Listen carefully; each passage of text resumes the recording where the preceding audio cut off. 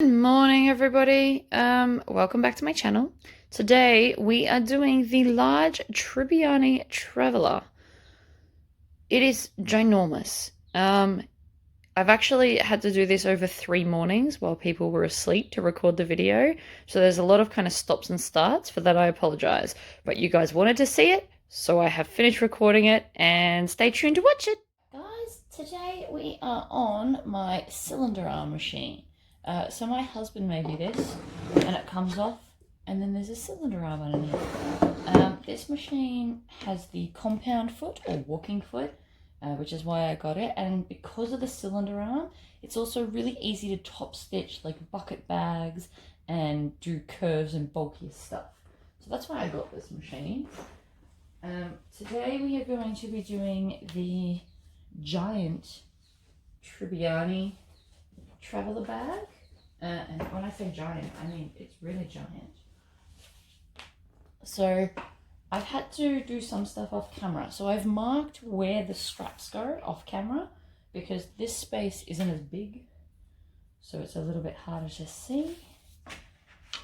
And so we're going to start with, oh my goodness, I got so many bits, hold on.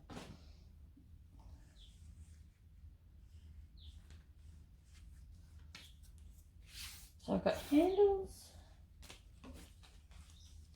1, 2, 3 strap connectors. These are the D-ring connectors, so we're going to probably start with these.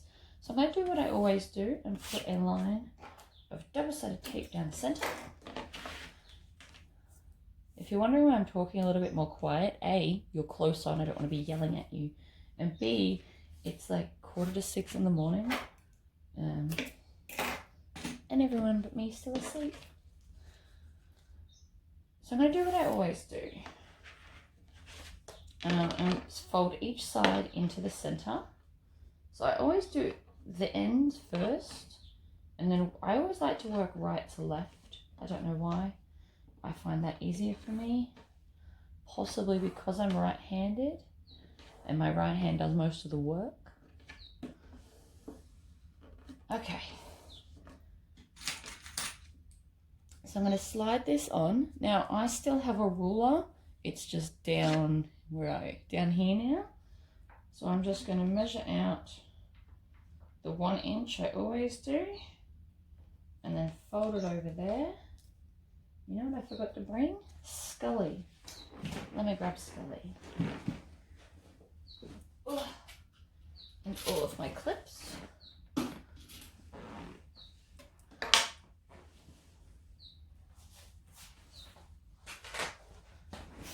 So I'm using 2 colored vinyls because I decided that would look awesome. So to do this, you just fold it in half and find the center. Oh, hubby forgot to turn his alarm off. I'm just going to find the center of both because I'm probably going to need it at some point. Alright, and then I'm going to lay this in the center, like so, and I'm going to stitch up each side. So this machine's a little bit different. I've got a foot pedal to raise this instead of a knee lift. And the other reason I did this end is it's easier to see the center if I've got both centers marked. So this machine works just the same as my other one. I've just slowed it down because this one could literally take out my finger. Needle down and pivot.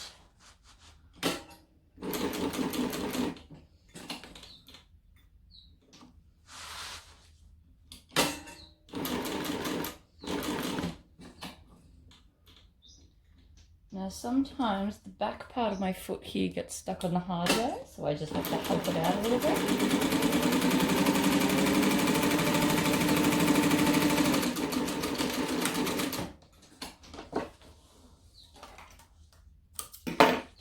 Done.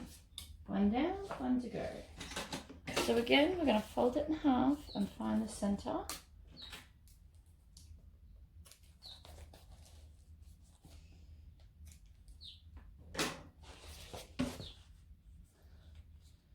then peel off the double-sided tape. Now, if you've got really good tape, you could do all your taping at the same time. Or if your vinyl is quite soft. But these marine vinyls are actually quite hard.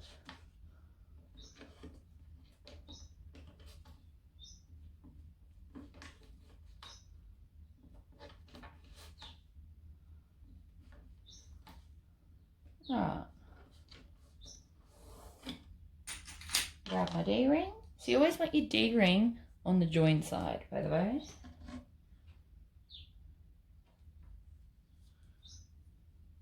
And this machine, we're not going to, I'm probably going to need a second bobbin, but we don't oil this bobbin case like we do the other one. This one has, you probably can't see it, but it's got all these like oil points. So you just drop a couple of drops of oil in there.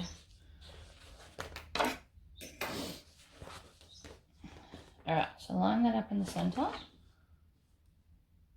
like so, and then off we go.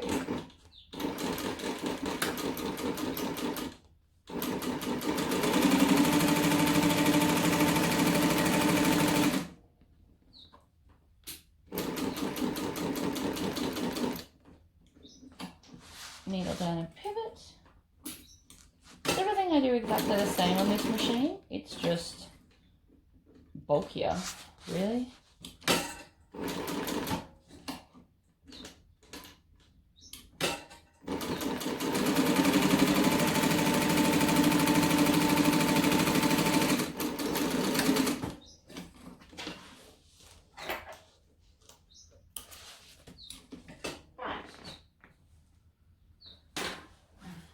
So I'm going to do side pockets on these. So I've done the vinyl on the actual main part of the bag, and then my pockets I'm doing the Simpsons accent.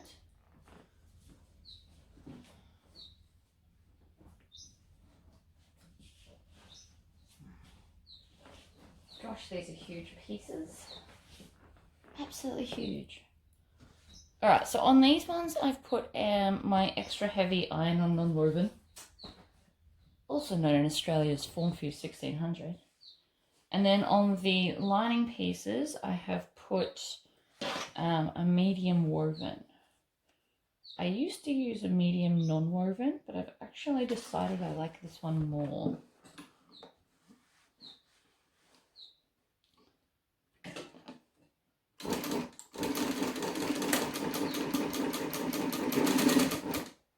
So you can clip this if you want to, because it is big.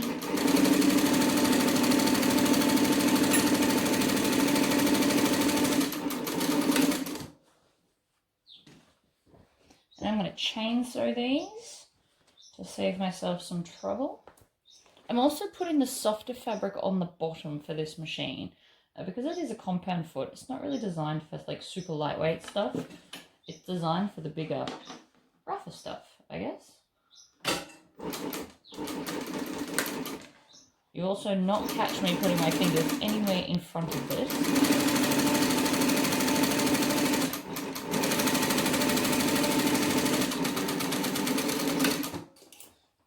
Alright, and chop the first one off. Trim your tails. Oh, I didn't put a sticker on this machine. I need to get onto that.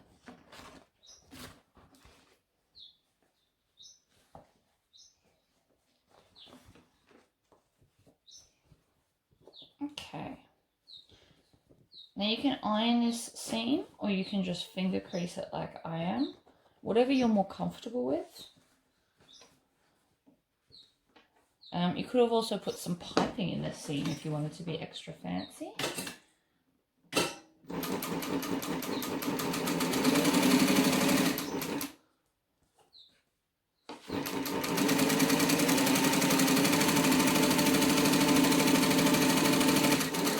So that's currently my top stitching speed because I worked out how to turn it down. What I did not work out how to do is get the needle position button to stay on and in the down position. I will have to read over my instructions some more.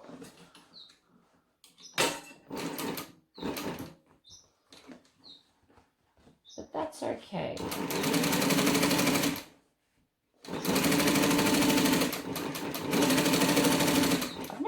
full bag on this. Oh, maybe one. I usually just use it for all the bulky stuff because that's what it's good for. Alright, so now I'm going to take... Actually, no, I'm not going to join that yet because I don't want anything to get in the way. So now I'm going to take my handles and double-sided tape them. So again, I've done my half and half handles just because I really like the way they look. It's my thing, I guess.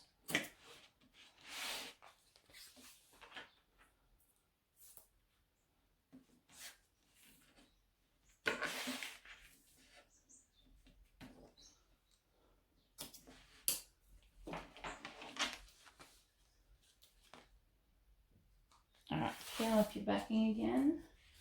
And yes, I have dragged my bin over with me because I'm trying to do this new thing where I keep my sewing room neater. My table, it doesn't really look neater from where you guys can see, but my cutting table where the big pile of green is, that's just from the photo last night, so we could decide what dress I'm going to wear. See, I'm just not as good at this, going left to right. But because of the box, I kind of have to.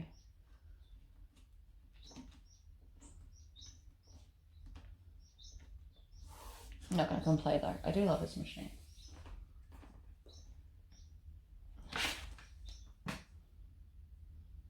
Alright. Same as we always do. Put the wrong sides together. This is going to be apparently... What is this? Oh, okay. I wasn't paying attention when I cut my straps. I actually just think I cut a long piece in half by the look of it. Alright, so in we go.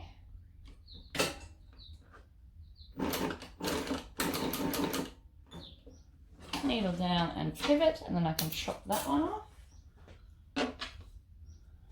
Line her up in the center, and off we go. Now the other good thing about this machine is this will squish this down very flat. But I have to get my fingers really close, which I don't love doing.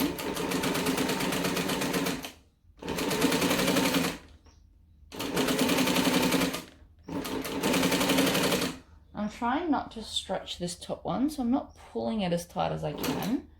I don't want it to get...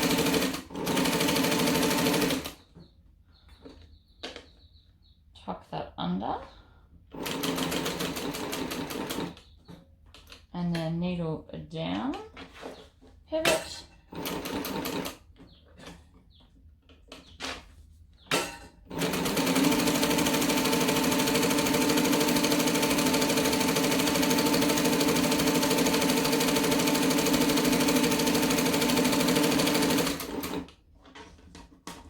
And as you can see, I'm very clearly going to move my fingers out of the way because I value them on my hands. Now, even though this machine is bigger and can handle thicker thread, this is still just my stain thread I use in the other machine. And this is a size, I think, 19 needle strap. And it's a little bit flatter. I do like that. I'm gonna have to work out a better system for all my stuff if I'm gonna work on this counter more.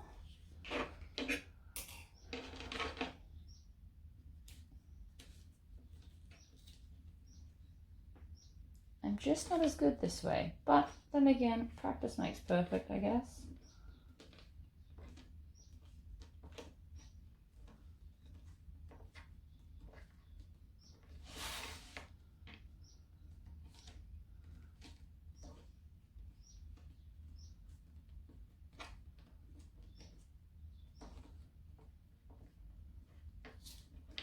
That went a little bit crooked then and took up all the tape. That's the other cool thing about double-sided tape. You can just take it off. It's not glue, it's not sticky, it's not messy. Alright.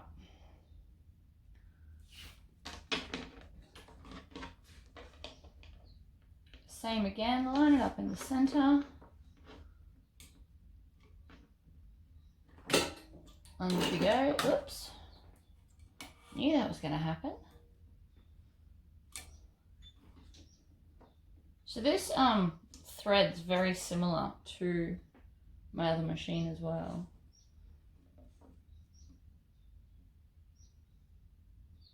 I'm pretty sure I've done a video on how to thread this machine. It's like a 2-minute one, and it's one of the early ones I did. There we go. Needle down and pivot. I'm sitting slightly off center so that you guys can actually see, and it's really weird. It's off thread.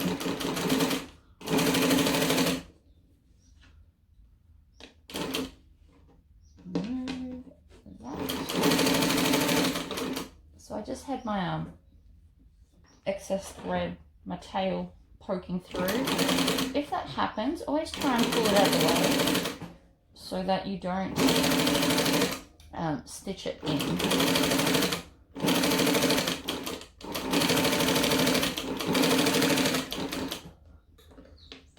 Tuck under the raw edge. Move your fingers well and truly out of the way. I wouldn't say I'm scared of this machine, but I definitely am cautious that it doesn't bite my fingers off.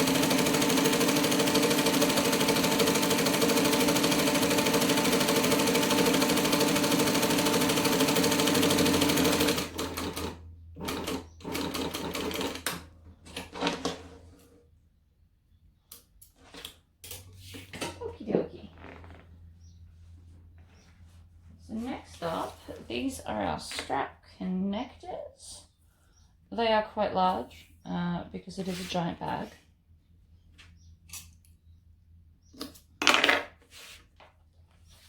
I'm also missing one, so I'm going to have to grab it in a second. It'll just be in the giant pile of stuff.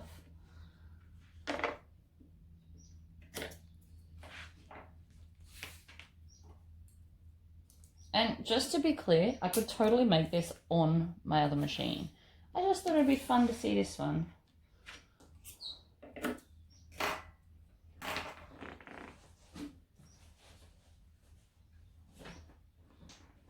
There it is. See, we get there in the end.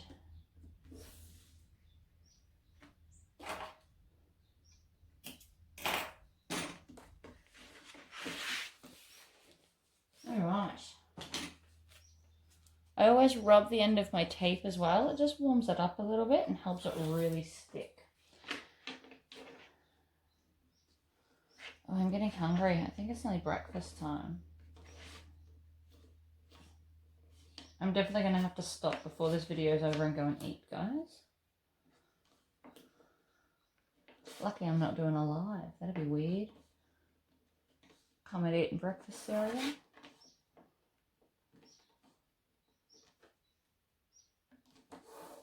Okay. Then I take a square ring. So I'm still just using 1-inch rings. I could have used bigger ones as it is a bigger bag, but I didn't. So here we are.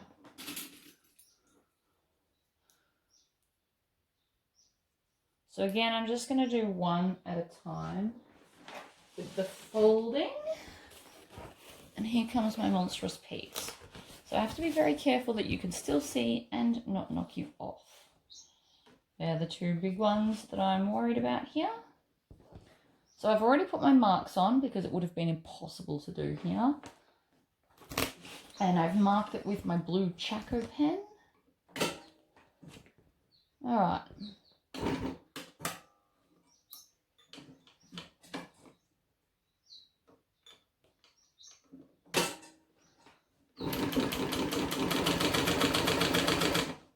So I'm just going to keep lining it up as I go, making sure my fingers are nowhere near the needle. And I'm just going to fold all the bits that get in my way out of the way.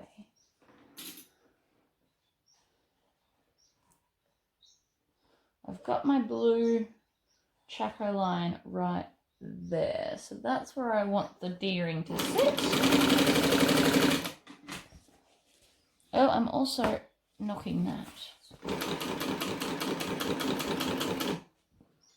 Alright, needle down and pivot. Not knocking you guys.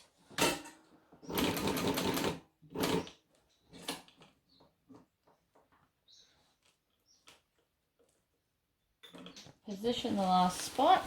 Alright, so remember how I was talking about roll this up so it's not in your way?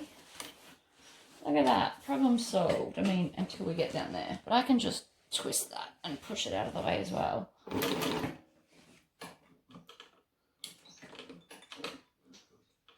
So my machine is currently getting stuck on the size of my hardware. So I can just manually crank it until we get off it. Like that.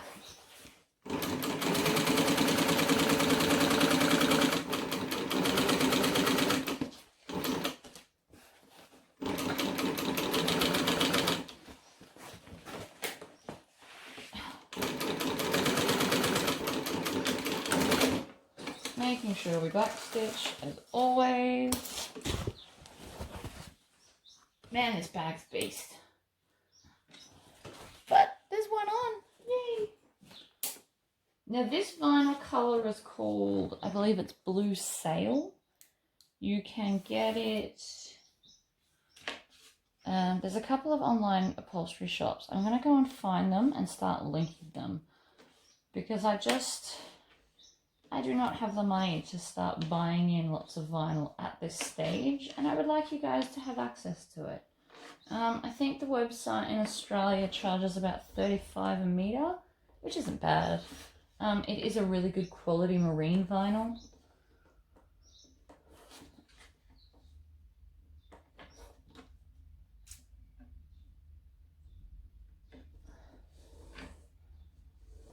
There we go.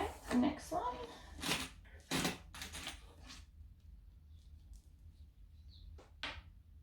I do love the chunky hardware look on this. Now before I start this next one, I'm going to pivot that all the way over there. That's the perk of industrials. Those are quite movable. So now it won't be in my way, hopefully. So again, I've got to roll this up on the side that I'm starting on. And then up and in we go. And then I'm going to eat breakfast because I'm really hungry.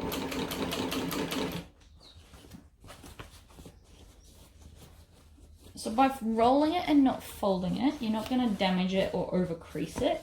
It's just going to make it feasible to get through your machine.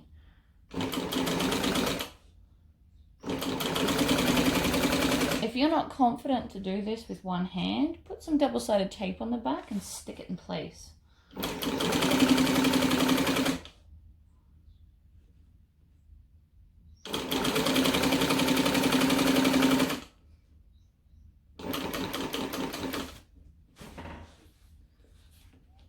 Take these out, line it up with my top cross section, like so. Needle down and pivot. So then you can let that go, that doesn't matter anymore.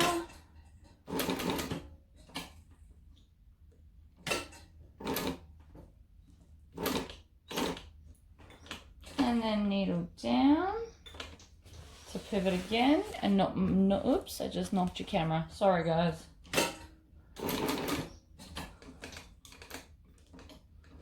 And I'm going to manually crank the first few so I don't damage my D-ring.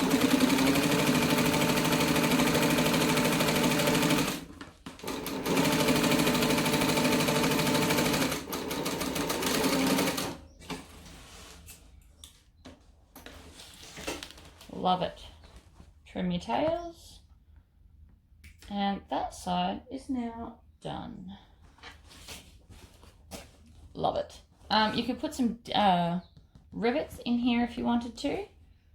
I don't think I need them. You could also do like a crosshatch pattern. That could be fun. Okay, I'm gonna hit pause. I'm gonna have some lunch, breakfast, whatever time. Breakfast is done, and I folded with the double-sided tape off camera so you don't have to watch me do that over and over and over and over. So now I'm going to put the second one on. So again, grab a D-ring. It's actually quite handy to have a little bowl with all the hardware. This is my Lord of the Rings one, to which I am getting some printed, guys. I love my bowl so much. Best decision I ever made, because I keep my patterns in Ziploc bags. When you tip the hardware out, it's quite easy for something to roll off the table. So that is much, much easier. Alright, line that up.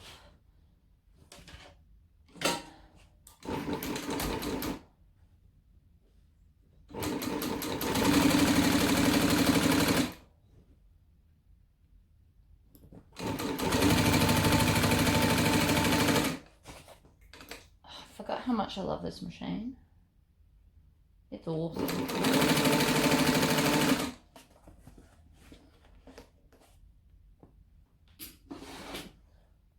Fold that down out of the way, and out of the way of this. I'll explain what this is in a second. And needle down and pivot.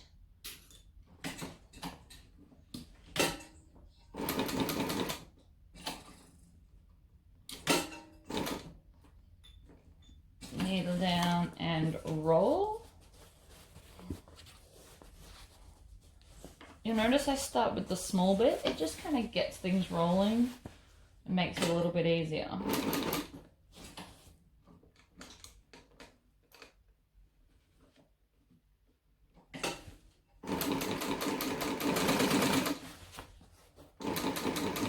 I can actually let this go now because I got it around.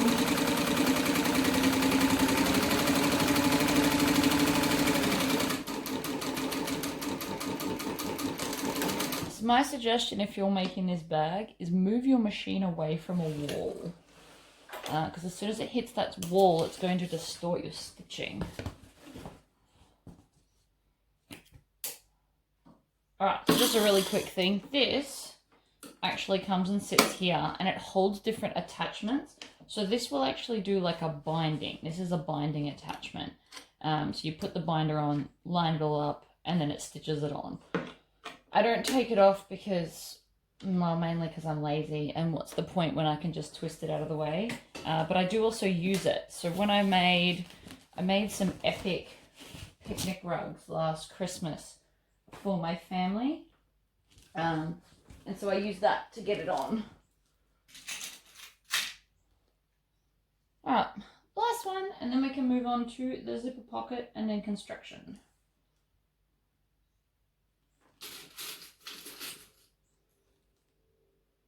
I'm going to have to move the camera to do the bag feet because there's no way I can do it here.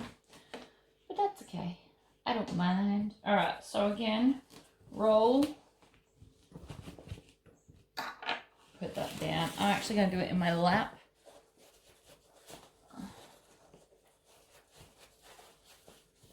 So the tighter you roll it, the easier it'll be to get in the machine.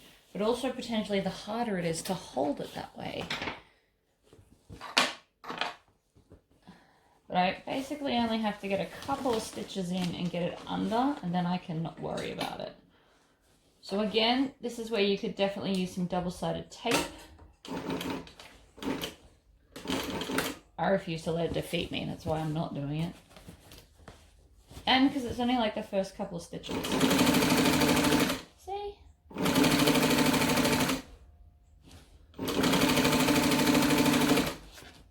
And then I'm just lining this up along my blue line. Which you guys can't see, but let's be honest, because of the type of fabric I've chosen, you wouldn't have been able to see any of the lines I drew. Needle down and pivot. And then across. I just lifted that up so that this back bit doesn't damage my vinyl as it tries to go over it.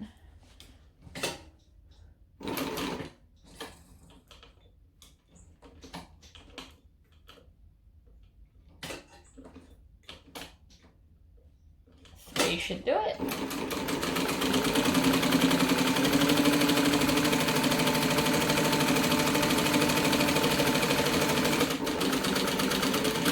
Now I've deliberately set this to a slower speed because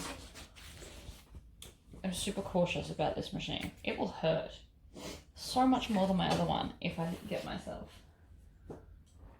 All right, pocket piece. Now I did do this off camera because I just wanted to see if this machine could handle 2 layers of medium. Actually, this is just 2 layers of fabric. It did fine.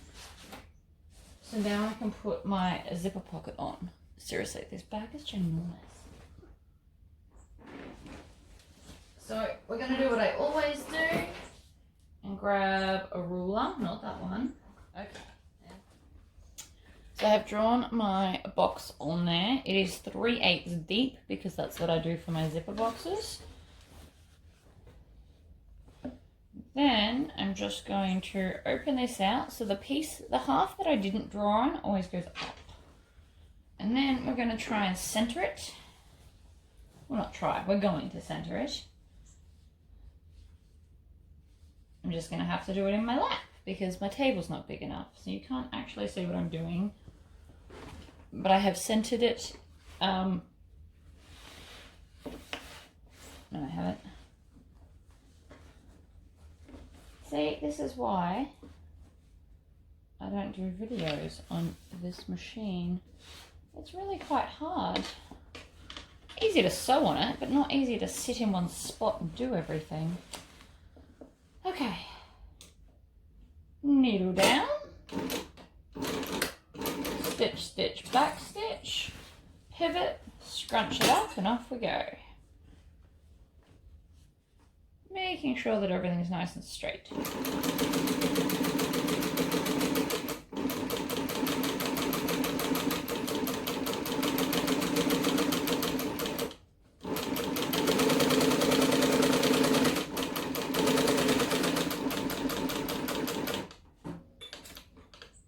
And needle down. Pivot. Needle down, pivot.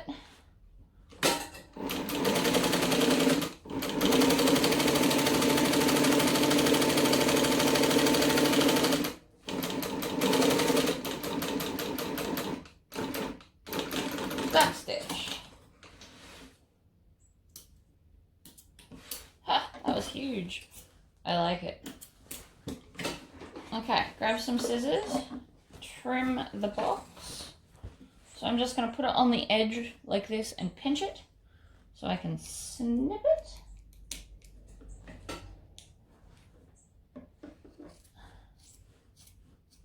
And then apparently I'm using my tiny scissors to do this. And then when you get about 1/2 inch from the end, we're going to triangle out the corners.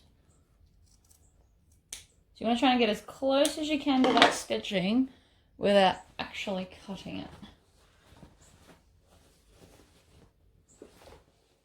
Okay. And then up the other side. You don't have to do that perfectly in the middle. You just have to get your scissors in. So that's what the folding does. It allows you to chop in the center. You could also do this with a rotary cutter and ruler and just slice down the center and then triangle out the corners with some scissors. Okay, take your pocket and shove it through the giant hole. This is a nice big pocket.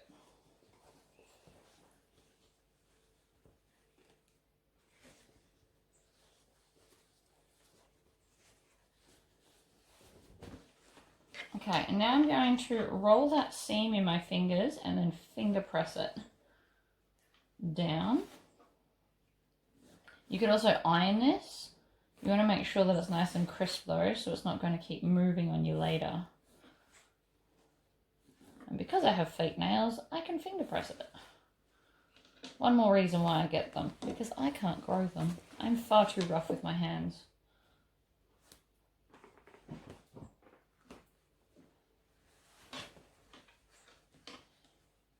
In fact, I guarantee I probably would have snapped a nail, like a natural one, moving all this furniture around.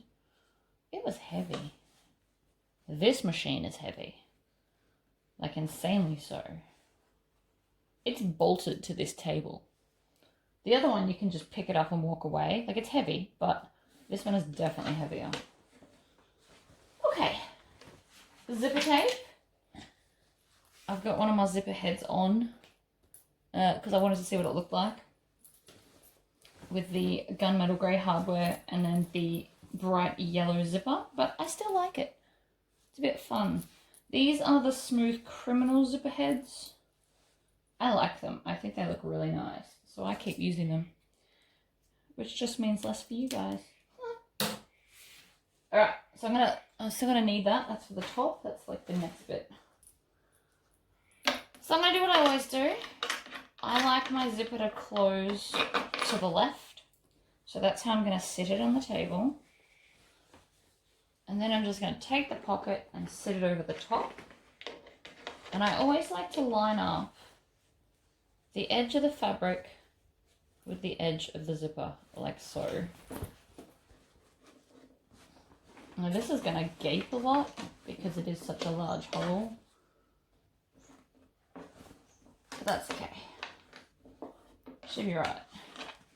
Again, it's just because I don't have a lot of bench space. If I had more bench space, this would sit much nicer. And I'm sitting off to the angle so that you guys can see what's going on.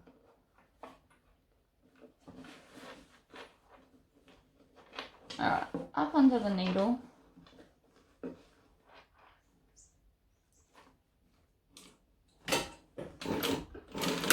Back stitch, forward stitch, and needle down, and pivot. Alright, I've got to move you. I need to be able to sit straight onto the machine, I think. There we go. You guys can still see, right?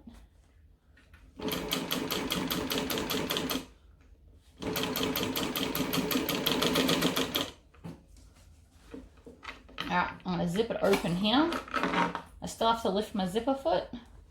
No matter what machine it is, it still needs to happen.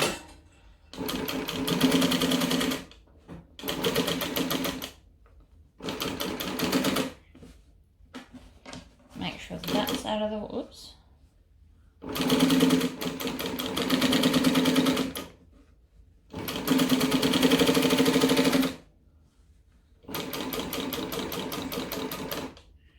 Needle down, pivot,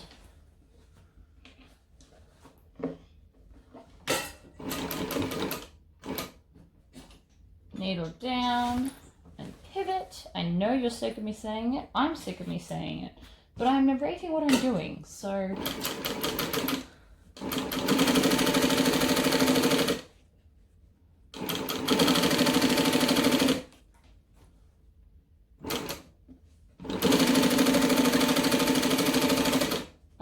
stop there to move that back up out of the way.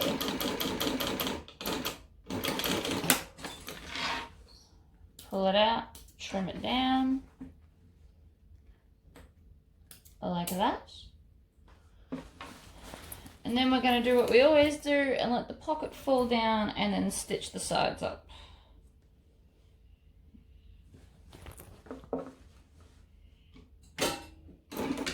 Nope. That, my dear, is why we hold on to thread. Or make sure you've got a really long tail hanging out, so when it retracts up, it still doesn't come out.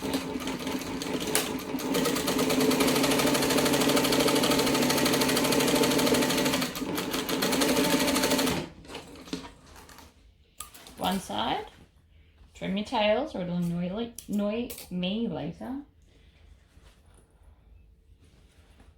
Other side.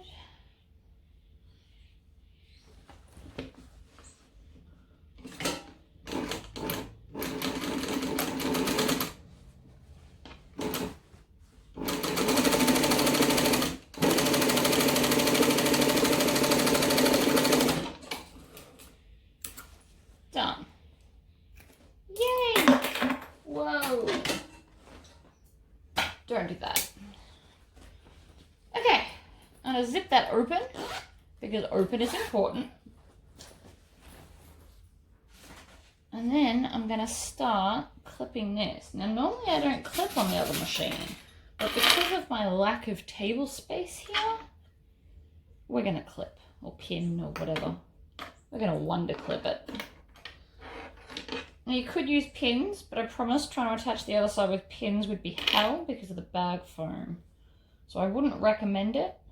But if you don't have wonder clips yet and you're new to sewing and just have to have this bag, clips will probably, pins will probably work. Other things that you can use instead of wonder clips are bulldog clips. For the base when we get to it, lots of people use staples and then just pull them out after they've sewed it. I did not find the staple method effective personally.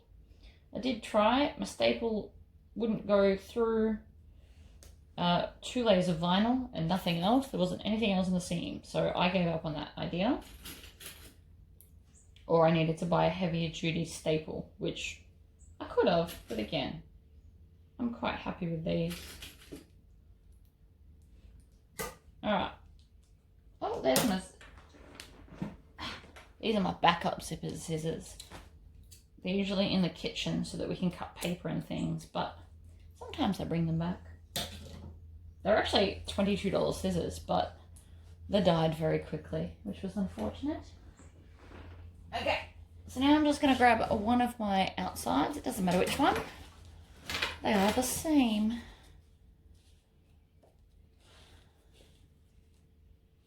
And then I'm just going to add this into the clips. Now the reason I do lining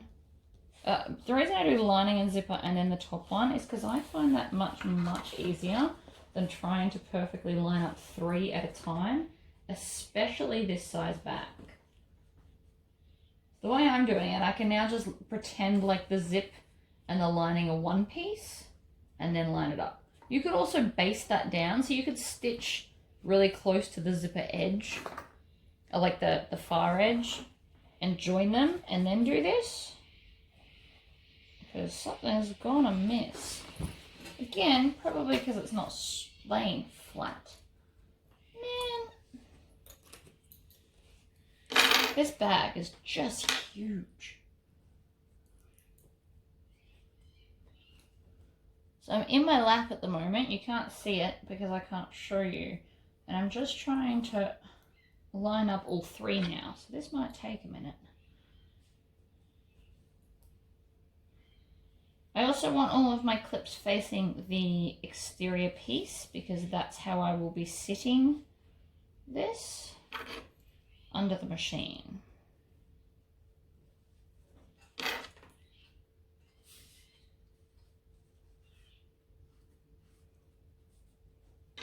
Use as many clips as you need. I'm clearly going to need a few. I'm going to stick another one. Alright, so that's a fair amount of clips, but it's also a fair size bag, so I'm pretty okay with that decision. Now what I'm going to do is I'm going to put this excess bit down under the machine. So currently this bag is doing like a bit of a curve, so it's going to sit on my lap while I now stitch it.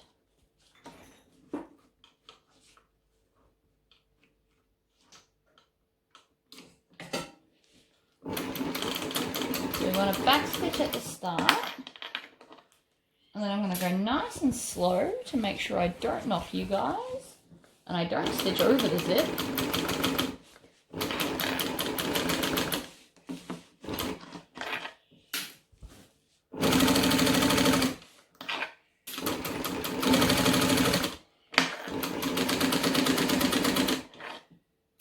You also want to make sure that pocket's not up in the way. I could see that poking through there.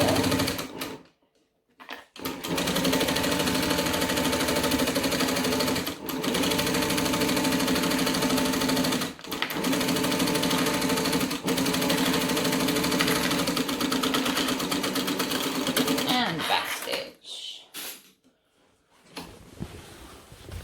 And then we're going to pivot. And we're going to fold back just the top side away from the zipper, and we're going to top stitch that down. theoretically.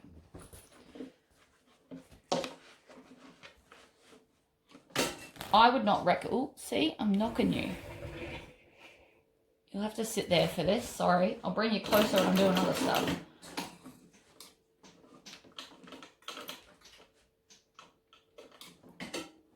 This bag is seriously a monster. It's not that it can't be done, but it's extra fiddly because of the size of it. Whoa. Nope, something's stuck.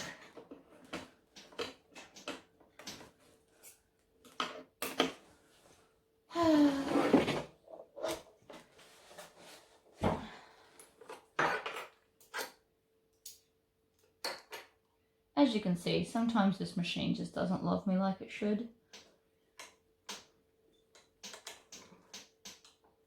Usually if you can get a rotation in though, whatever's stuck tends to fall out, which is nice.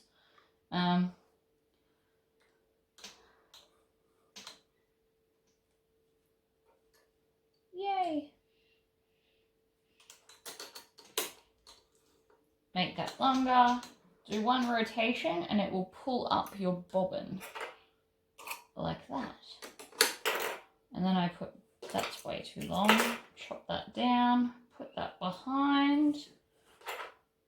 Haha! Put the box back on, because that's my table that I need.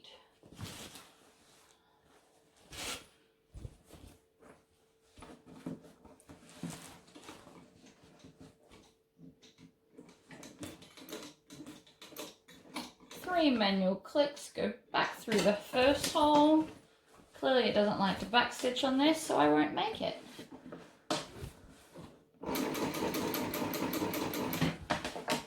Now again, I'm pulling under that seam allowance, so I'm stitching it down. Always stopping with my needle in the down position, which I really wish I could figure out how to make it do that automatically. That'd be nice. So I'm kind of just scrunching up the lining side. Won't hurt it. And I can get underneath easier then. The other side of the top stitching is not going to be fun, guys. The bag is cool.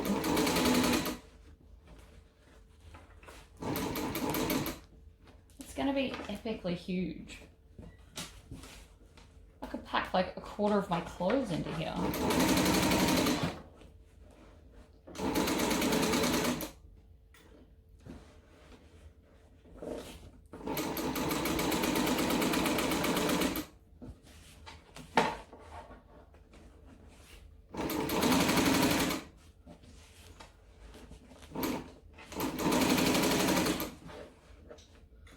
Needle down.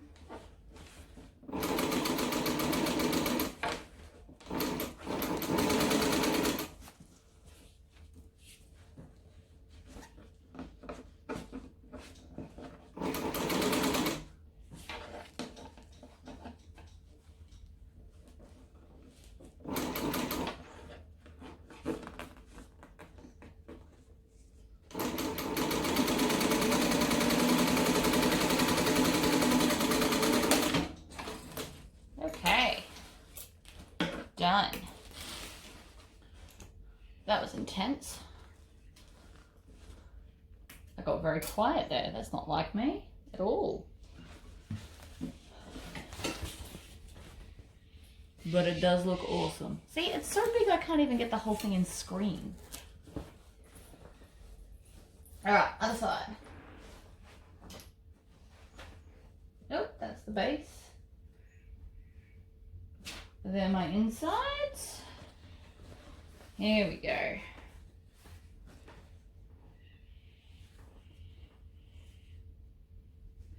So, back to lots of clips.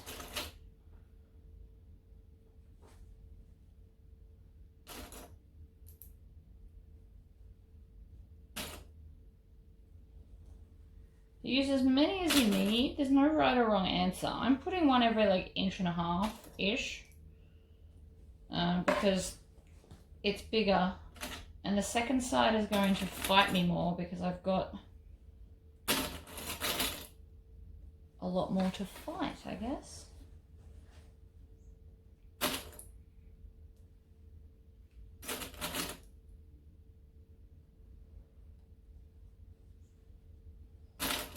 Whoops.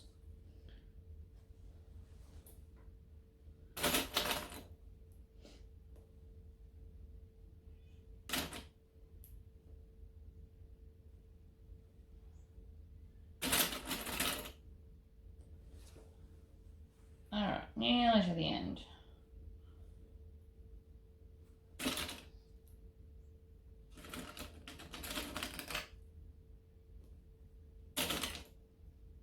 Okay, I think that's enough clips. Other side. Ugh.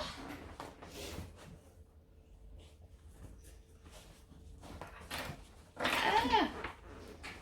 Holy moly, guys.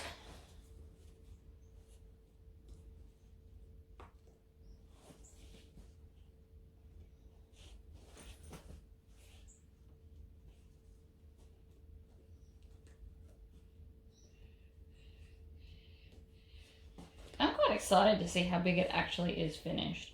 I don't have any other sizes here to compare it against, which is unfortunate. But I just haven't had time to make any. That's kind of how that goes. I'm also running out of time before I'm going to have to pause because everyone's going to wake up. But that's cool. Worst case scenario is I can come back and finish it tomorrow.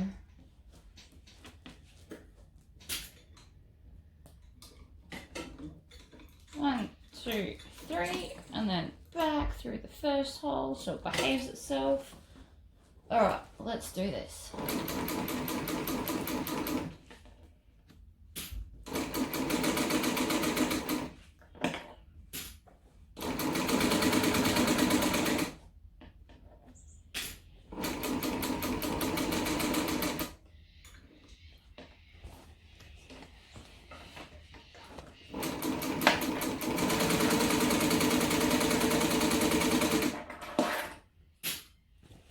I'm just making sure that that's not puckering underneath.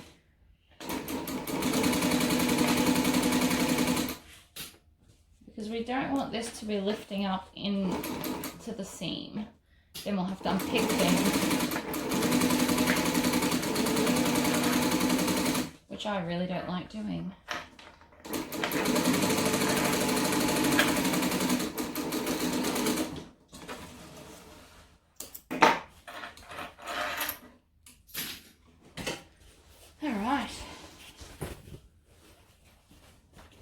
How are we gonna do this side?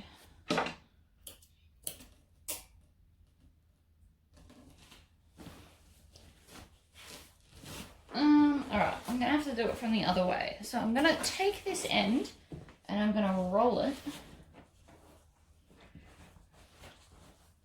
so that I can get it up under the machine. And then to keep the roll, I'm gonna take some Wonder Clips and clip pieces of the roll together so that it stays where it's meant to. I'll show you on this side. So there's my roll, which isn't the most perfect roll, but who cares? And then I'm going to clip the layers together like this.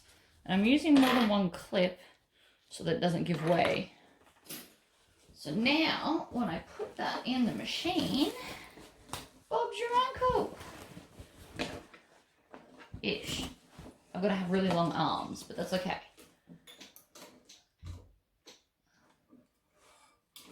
Of course you came undone. See, this is again why you meant to hold your thread.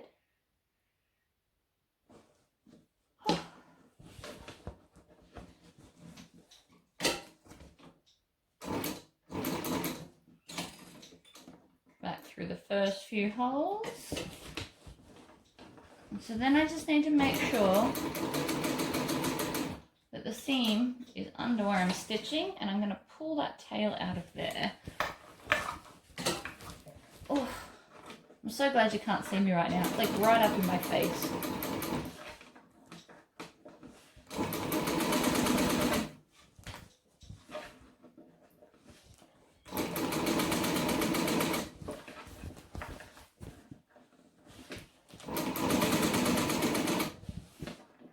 Oh yeah.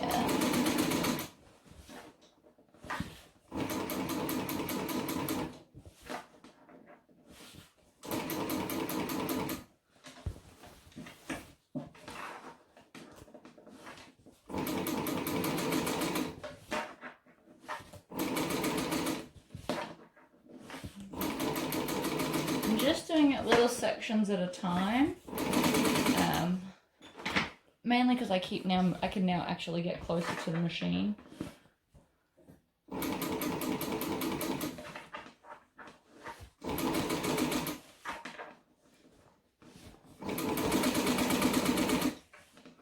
One of the clips just gave way, but that's alright. We're close to the end now.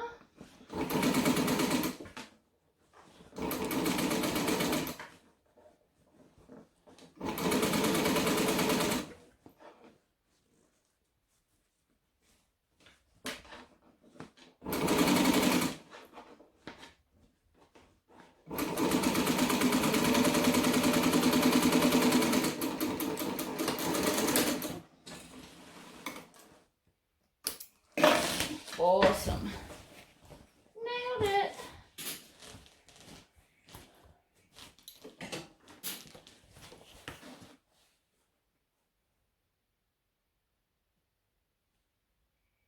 Okay, so now we are up to, where are the side pieces? Now trim off all these tails, like that. Open this bad boy out, and we're gonna start by attaching our lining pieces. So that would be these ones, which have been covered in fluff. Hold on a second. Oh, that's better. I was bulk ironing, so it's some of the purple from the other thing. All right, so that way up. So we're gonna just put right sides together. And we want to only stitch, oh my goodness, the lining pieces together. So we're going to line it up, and then I'm going to clip this. Oh.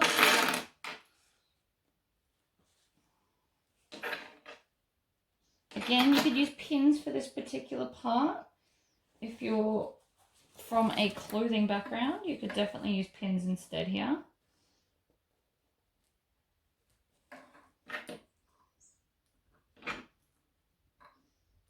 I do have pins, but they're not at this machine, so we're just using clips. Clips still work, so it's not a big deal. Does the same thing. Alright, so I want to fold all of the bag into my lap, except for the pieces that I'm doing. And then we're going to stitch this bit.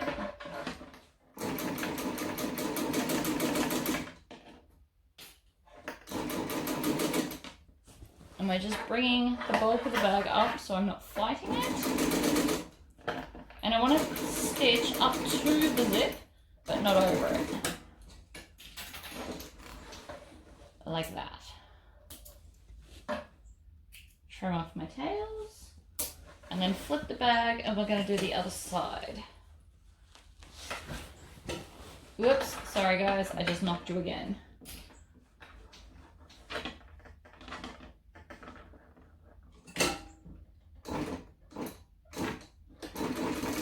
Backstitch. You know what I need? A backstitch pedal. That would be amazing. I have seen them. They do come on some machines. So you just push the pedal backwards and it backstitches. It's amazing. Okay, up to the zip but not over it. So you're going to leave yourself with a little bit of a gap. But that is the plan, so don't freak out. Okay. Now I'm going to do the outside one. I'm going to do one end first and then I'll switch to the other one. So the first thing I'm going to do is push my D-ring down so it's not in the way. Oh, it's a bit rough on my shoulder. I didn't even realise I had a sore shoulder until right now. This clip here is left over from our beforeness when I was doing the sausage roll. Now that center clip that I did also doubles up as helping to center this.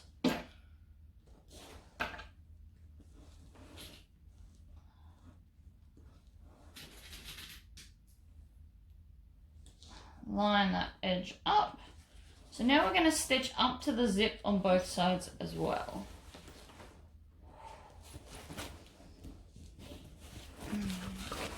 If you have a bad shoulder, I don't recommend this size. I don't have a bad shoulder. My shoulder's hurting from all the pulling I'm doing.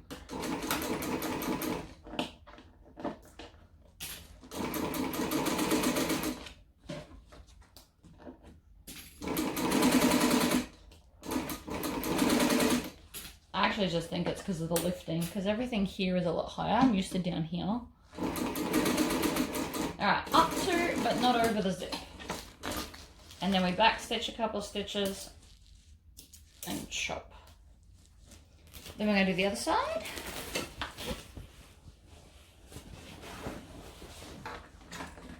I'm definitely going to start making more bags on this machine for videos. This is fun.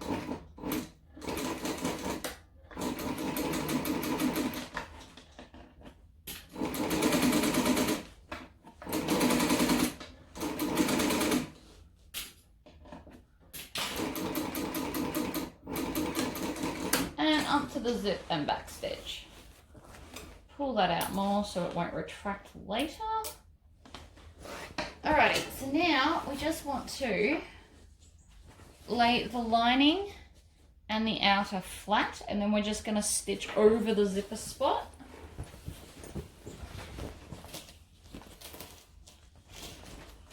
This is a big bag to wrestle with, guys. Do a couple of stitches, back stitch, stitch over the zip, which is like an inch, and then back stitch. And voila, no hole, just the tail that I forgot to trim off. Whoops. Awesome. So now you can take your outer pocket for this side and lay it over the top. I'm going to stitch the bottom first, because obviously that's the important bit that lines up. So you just want to do it within the seam allowance.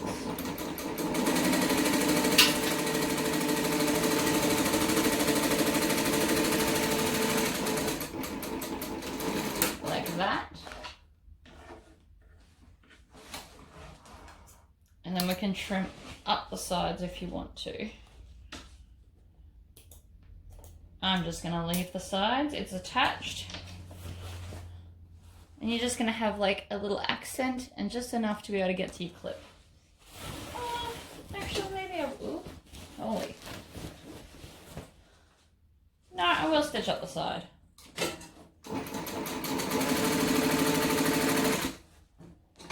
Nope, that just fell off.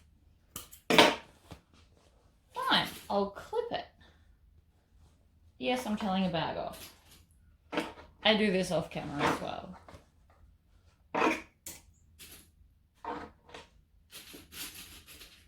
If it's going to be stubborn now, it'll definitely be stubborn while I'm trying to stitch it all together. So it's better to baste it together now than have dramas later.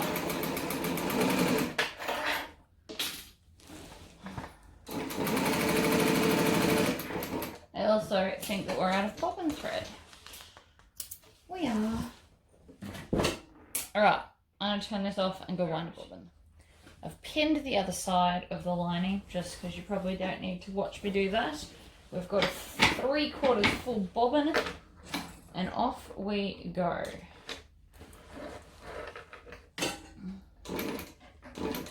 So I'm going to do a couple of stitches forward and then a couple of stitches back.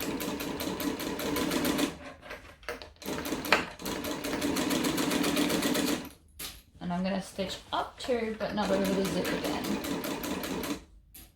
And if you're wondering why I don't stitch over the zip, the answer is pretty simple. The way you're holding the fabric, you're going to stitch the fabric on top of the zip like this, and it's going to look messy. And we don't want messy, we want glorious.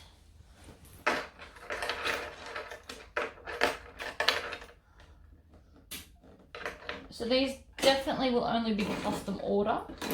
For me, this one is a custom order. Because they take up a lot of stuff. And to be honest, my shoulders are a bit sore from lifting. Maybe I should go back to the gym. Strengthen those poppies up. Or I could just make lots of these bags. I feel like it would probably do the same thing at this point. Okay. So that's the lining done, and again we've got our little gap where the zip is. So then we want to open the bag up and grab our other one and clip her on. Now mine's like a smidgeny bit crooked there, but I can just fix that in my seam allowance, so that's not a problem.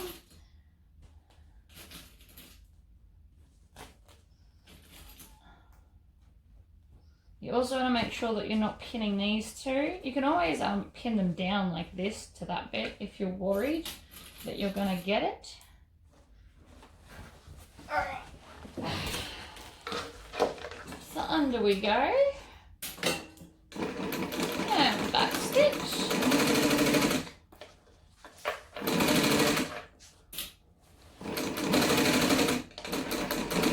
Up to, but not over the zipper.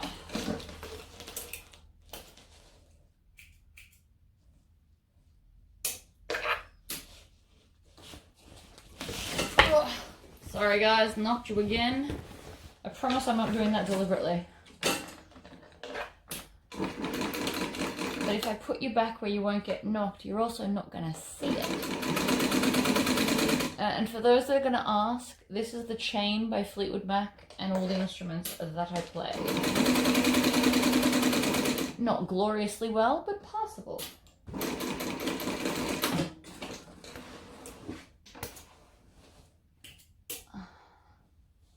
Alright, open this out, nice and flat. Ugh.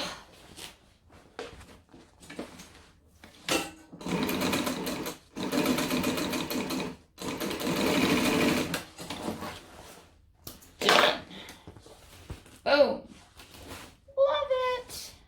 Flip that up, grab our pocket.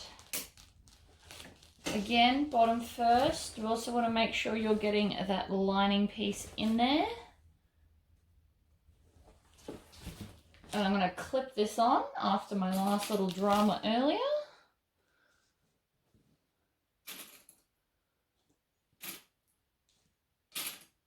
Oops, not that one apparently. That's 2 on the floor so far.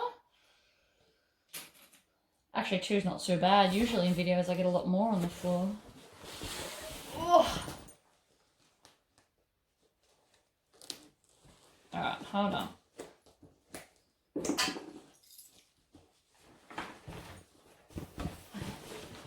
I want that to sit at the same level as the other one, which is there. So, that's where I'm going to clip it. I'm going to clip it from the top down so that it matches the other side.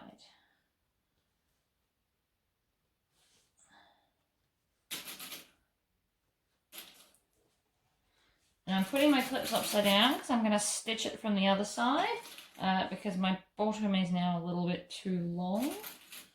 But I want to just be able to see that D-ring so that it's easy to clip the shoulder strap to it.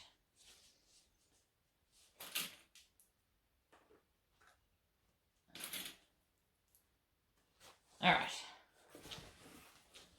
So then put all the bag behind the machine. And yes, I had to stand up to do that. Slide her in.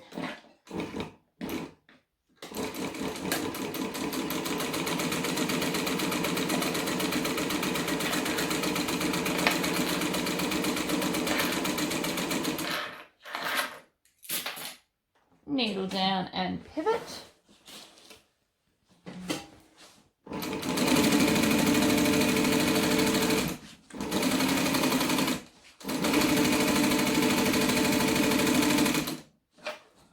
And then pivot. And I don't know if you can see what I'm doing here, but I'm kind of taking the weight of the bag so it's not dragging on the needle. Oh, good morning, honey bear. Alright guys, crazy morning too. It's my brother's birthday yesterday, so I actually got to go see him, which was awesome, but I also got my sewing done. So I'm just going to clip the lining. So we always do the lining first because it's more pliable and just easier to do. So I don't usually use clips on lining, but this is really big and I feel like it's probably going to fight me. Another thing, this join seam, always point it towards the bottom. I'm going to put a clip on that as well.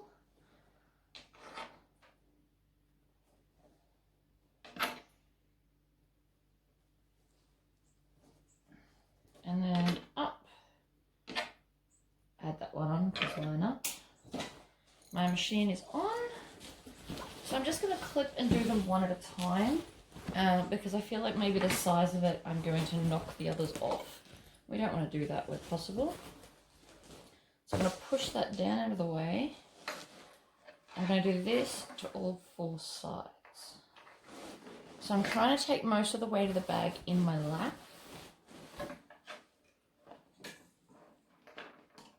Stick it under my foot. Make sure we back stitch. And then take the clips off.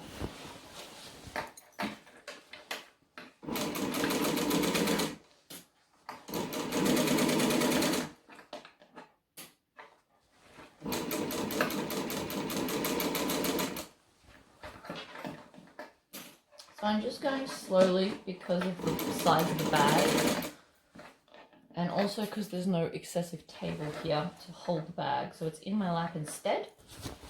So if you have this problem, this is how you do it. You just go slowly and you try and take as much of the weight off the needle as possible.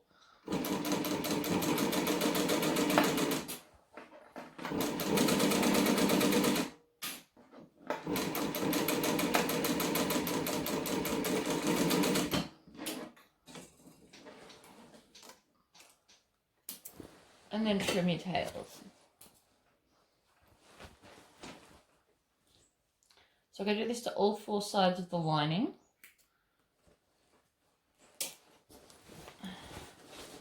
And then I'm going to semi-attach the base and then do the outside.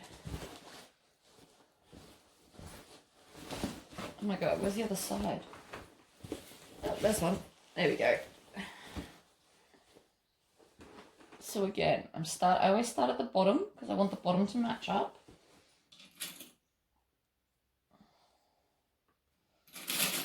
And I'm spacing these pretty close together because the more clips I use, basically the less I have to concentrate because it's not going to shift. And I can concentrate more on holding the weight of the bag and less on what the seam's doing.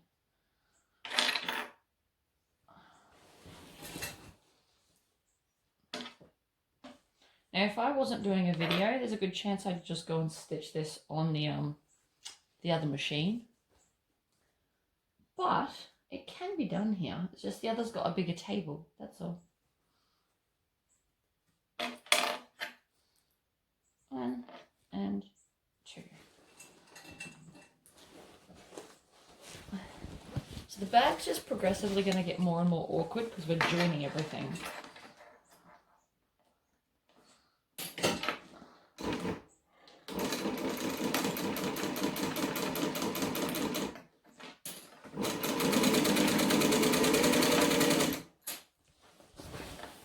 So I already have to stop and adjust the weight because it was starting to pull a little bit.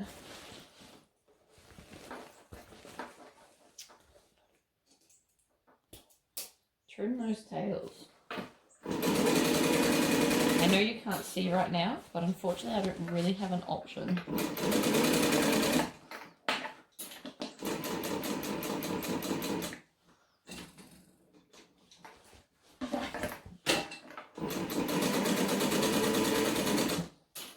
Alright, then I have to adjust the bag again. And I put all the weight kind of here, because it was pulling it and stopping it moving forward.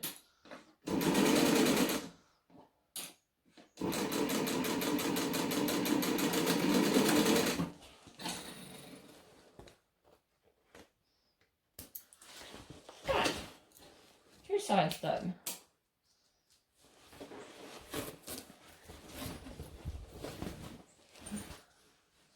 So that's like half the bag. So now I'm going to do the next one. I'm not really doing these in any particular order. I am just grabbing and stitching.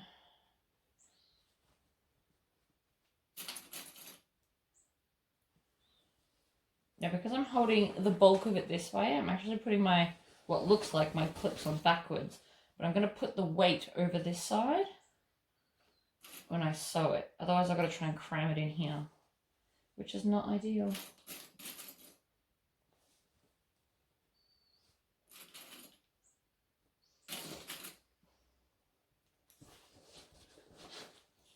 It is a big bag, but I do kind of like it.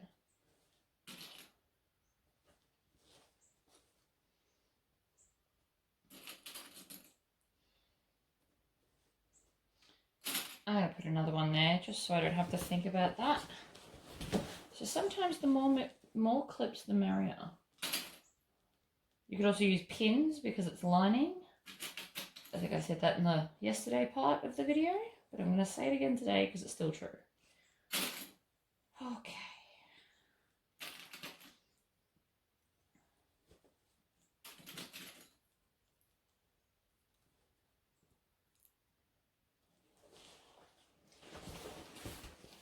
Alright, so readjust. But this also means we're nearly finished.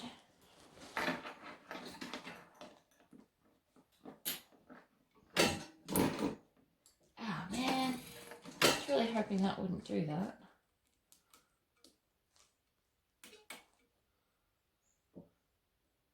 I was on such a roll.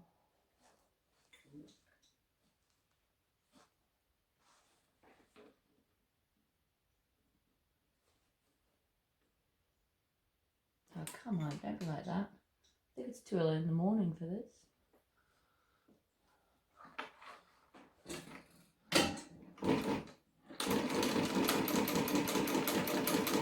I anticipate that everybody will be asleep for quite a while today.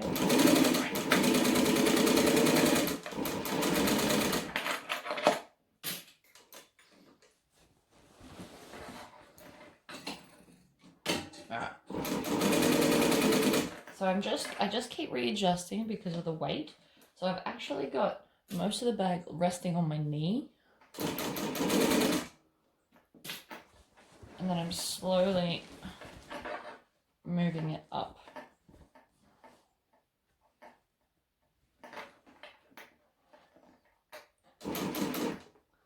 I also want to make sure that this seam points down.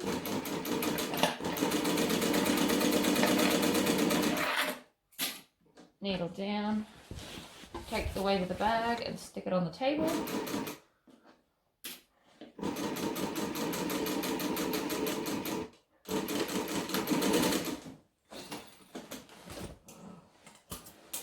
Awesome.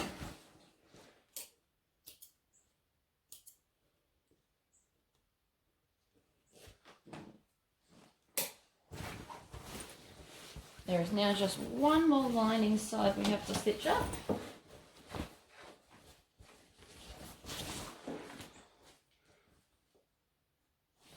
Now I'm going to leave my base completely open to turn this because otherwise I'm not going to have a fun time. So I'm just going to stitch it to one of the long sides, like in the center part, and then just leave it. Because if I try and sew it up, birthing this bag is really going to suck, and I don't want that.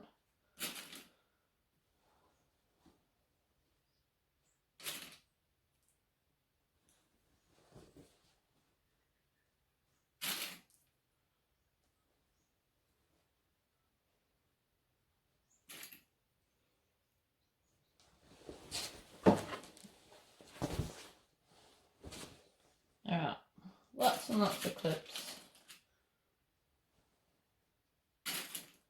I think you'll find on the outer exterior pieces, I will most likely just get more and more clips each side because the bag will be less pliable the more I stitch together.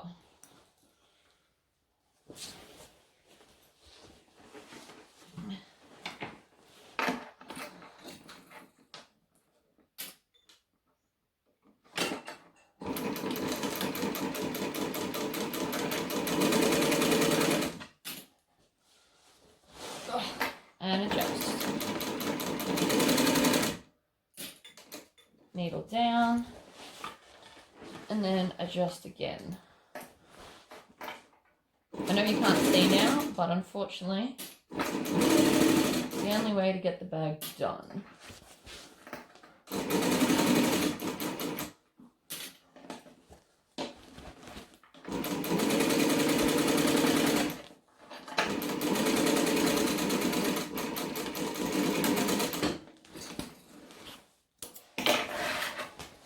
Alright, love it.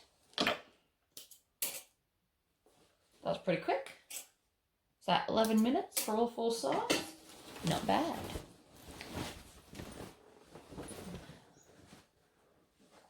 So now I want to find the center of this monster and trim it. Seriously, if you don't have a magnetic bar, I highly recommend it. Hold your scissors so easily. Okay, and then I'm going to fold this seam to this seam to find the center of this side. Like this.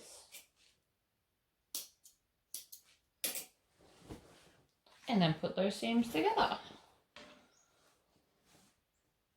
Now I don't want to snip any parts of the curve. I just want to stitch probably like ½ an inch from where the curve starts. This is just attaching it to it.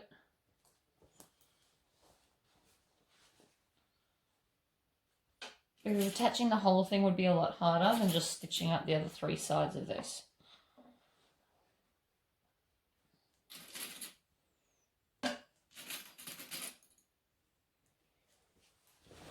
Good to give yourself a starting point. Okie dokie. Up and under.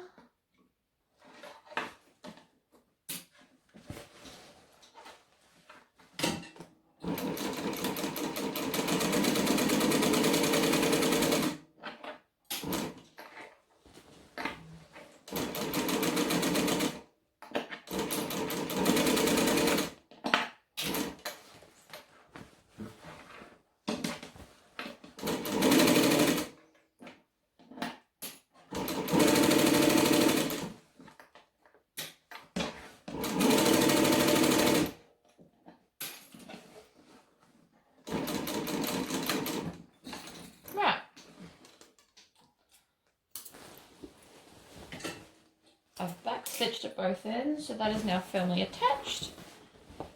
I can move on to the outside pieces. So again, we're going to start at the bottom and slowly work our way out. Now, I will be using a lot more clips for this because I can just see this bag is not going to like this.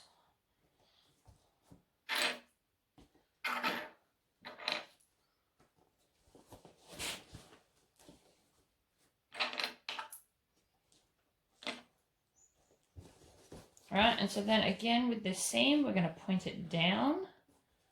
If you're in a domestic, you can also trim that so it's really quite thin in that seam. Trim off all your excess.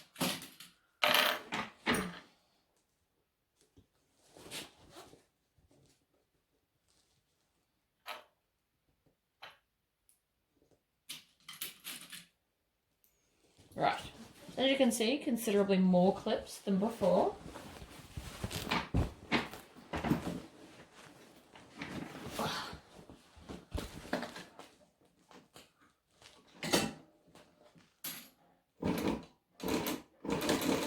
And then back stitch. And then off we go.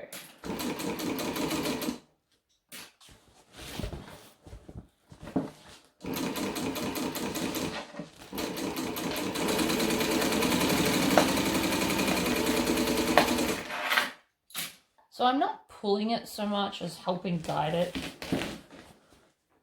I've just got to grab onto something.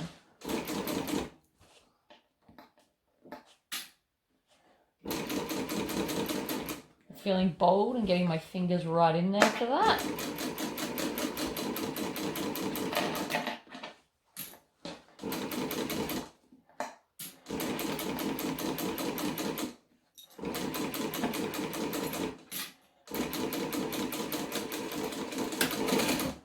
Right, and back stitched.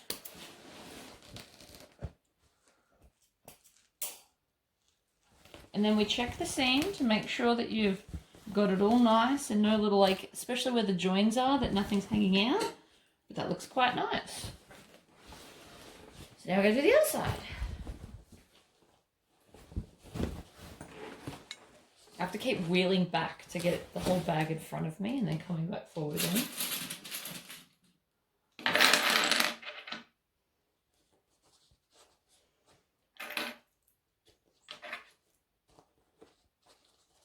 See? Didn't trim those tails. I'm doing it now.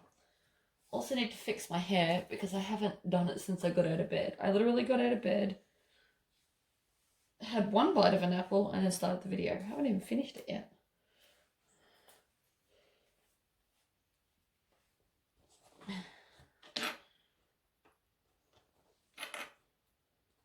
And then slowly we're moving up. Whoops. Wouldn't be a Tory video without me dropping something.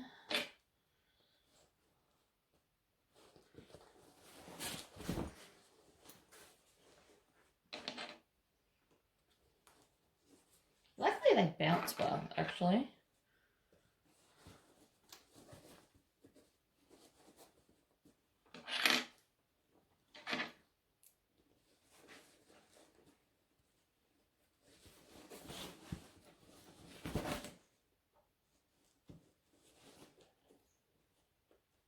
So I've got a bit of a bubble going on here. So I'm just going to maneuver it out. There we go. Done. So sometimes, especially if you're holding it like this with a curve, you can pin it incorrectly, which is what I just did. Okay, so I'm going to try and make this bag curve around my table.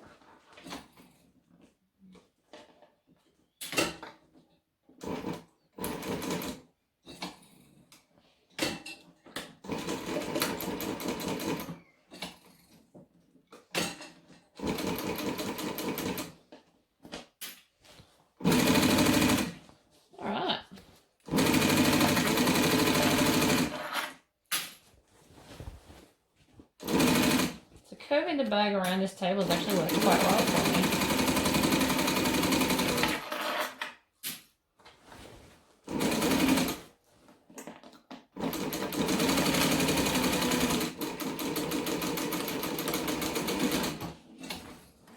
Back stitch at the end. Trim your tails. Check the seam. It's better to check it now than have issues once it's joined.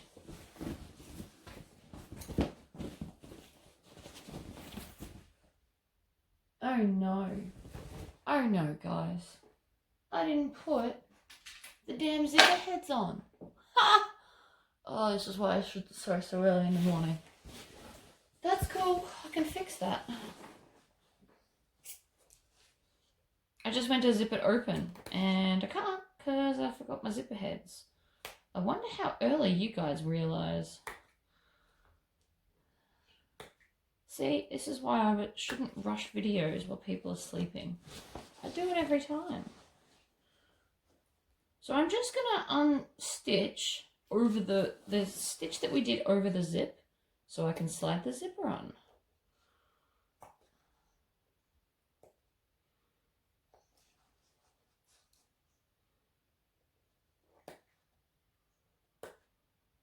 There's always one thing I forget.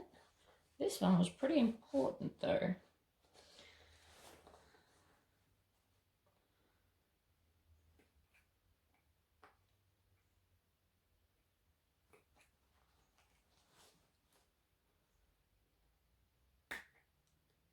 So we just need to be able to slide the zipper head on. So I'm just opening up that join that we did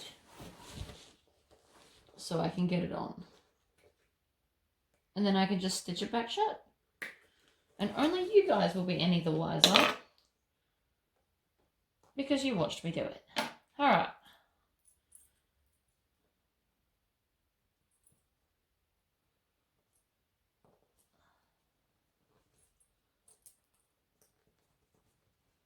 Come on, you know you want to. So I sometimes find it easier to put the zipper down, like the zipper pulled down into the bag first. Sometimes I don't.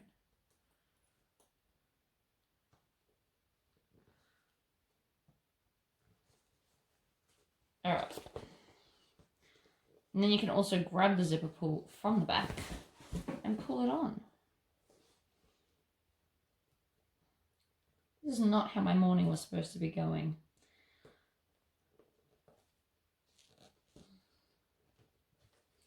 So it will go, guys. It's just more tricky when you've got everything in your way.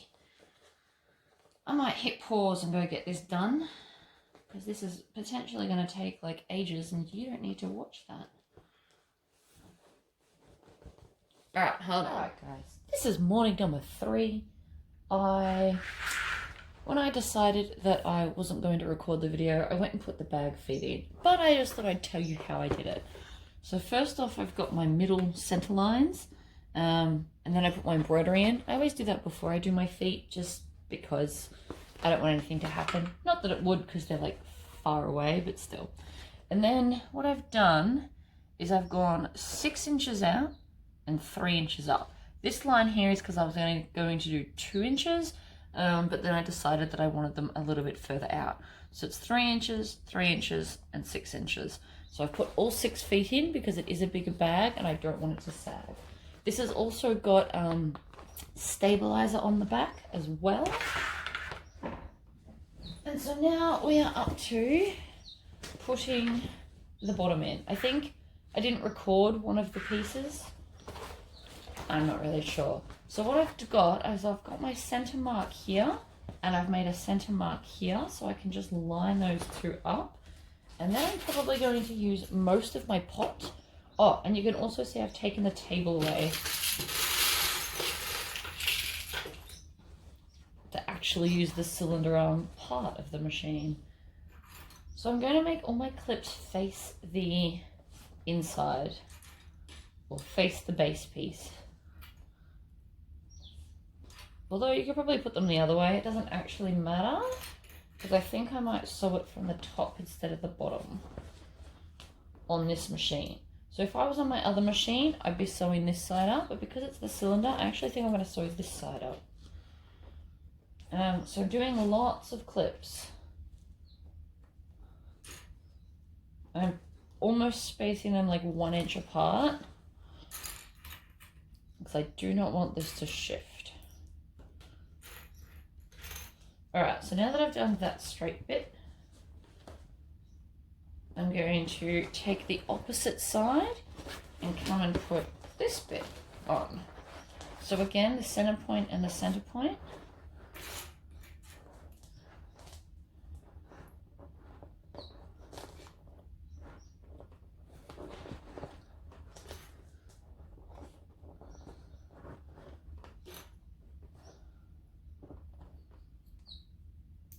So I'm going to go all the way along this long edge. I'm not sure if you can see me with the angle of the camera, but I thought this would be the best way to see the sewing part. And you've all seen me clip like a gazillion times now.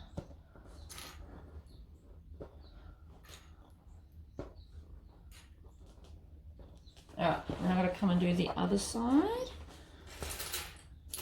I'm just going to stick some of those in the middle, so I don't have to keep reaching over the bag.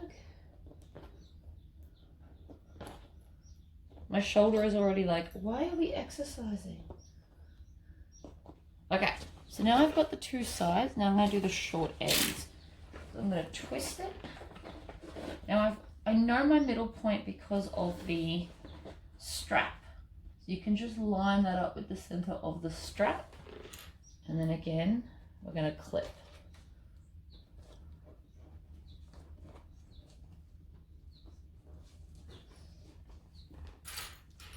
And then once we've got our middle point, the rest should all just kind of fall into place. Which it is, but I'm just trying to do it on camera for you. Look at that. If this didn't fit for whatever reason, so if the base piece is too big, it means that you've done the wrong seam allowance or you haven't found the perfect center spot. So I would check the center spot first, and then you can adjust those seam allowances where you need the base. So you don't have to adjust the whole way up, just like the first inch, you can let it out or take it in to make sure that the base piece is going to fit.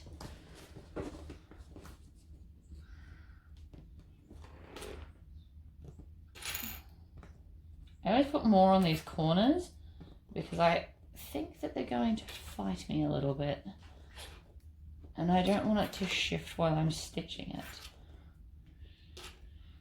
There we go. So that's one half. Now we're going to just do the same on the other end. Also make sure your bag is open. Line up the center point.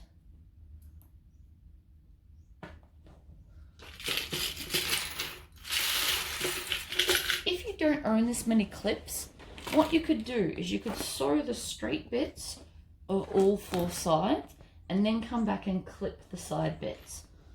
So it doesn't matter if you don't have like 100 and whatever clips I've got going on here. If you've only bought, let's say 30, do this line and then sew straight bit to straight bit.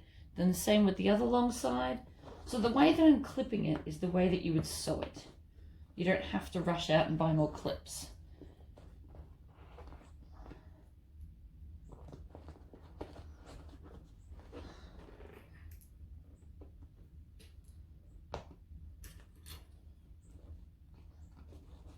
So again, I'm doing a lot more clips on the curve because I want it to not shift while I'm trying to sew it. Okay, last corner. I'll rotate it so you can see. So see, already some of the clips have come off, so I'm just going to put them even closer together to help prevent that.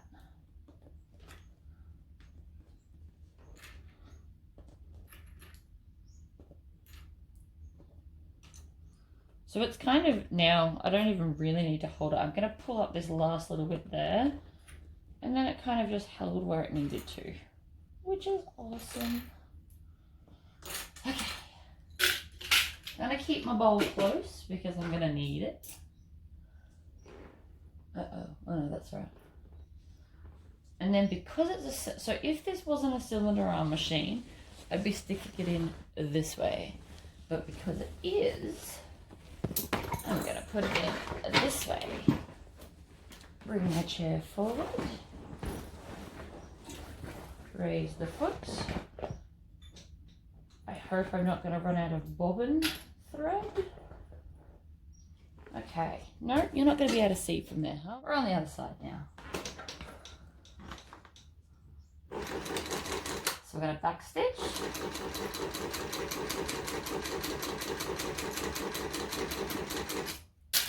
We're always going to try and stop with our needle down. Now see how the cylinder arm helps? Because the excess of the bag can kind of sit down and out of the way.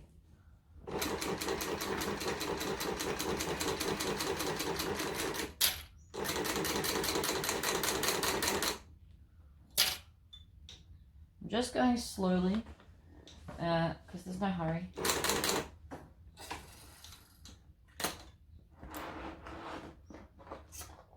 If something was misbehaving, I could hear that, and I can now see what it is. My thread wrapped around the spool, making it too tight. So lift the foot. Actually, I'm going to check the bobbin while I'm here. Oh no, we should be alright. So I'm going to chop off the end like I always do. through there, through here. So industrial machines, you thread the needle sideways, not front to back like a domestic. Just in case anybody didn't know that. So the needle has to sit sideways, and the part where the cutout is always faces the machine.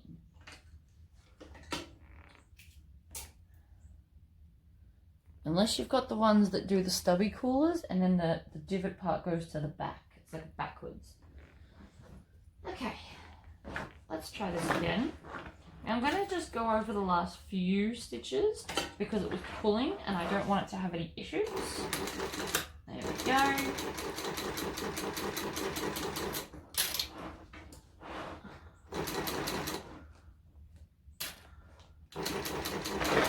So in a perfect world, this table would probably be just a little bit longer, but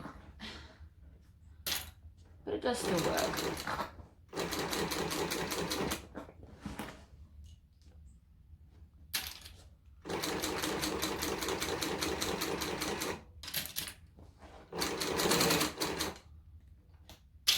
So I'm now just holding the bag up underneath with my arm.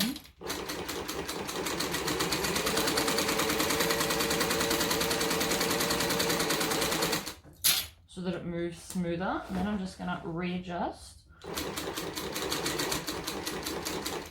Now if you're on a domestic at home, just stick like another table or maybe your ironing board if it's adjustable to be able to take the weight.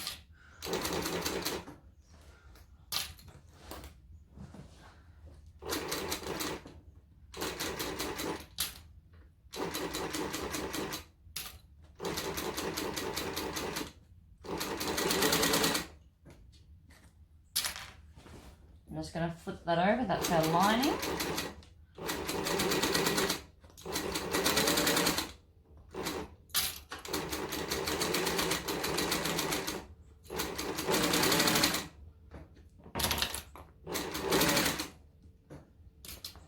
Alright. We're now officially over halfway. Yay!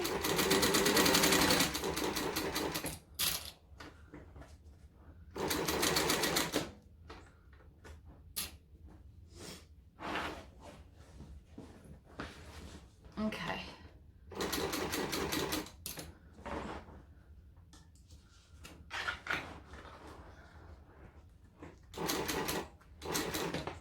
Sometimes you gotta get a little bit creative. Now that's quite bulky, so I'm just gonna lift up my foot so that it goes over it.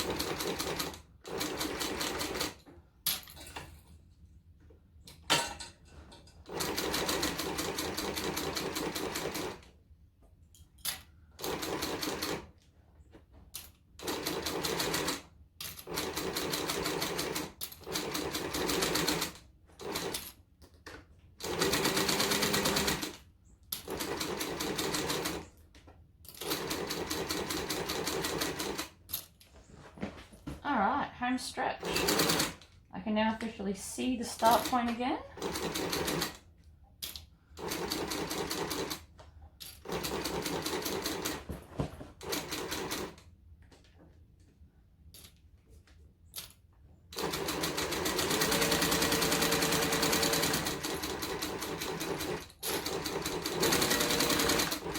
And then back to the start and back stitch. And then the first thing you want to do is flip it over and see if you've missed anywhere.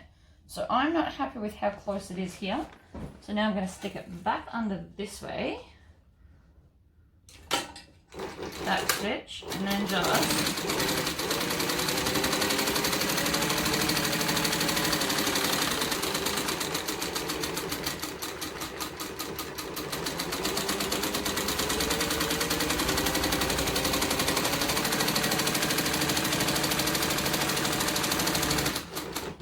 I'm double stitching.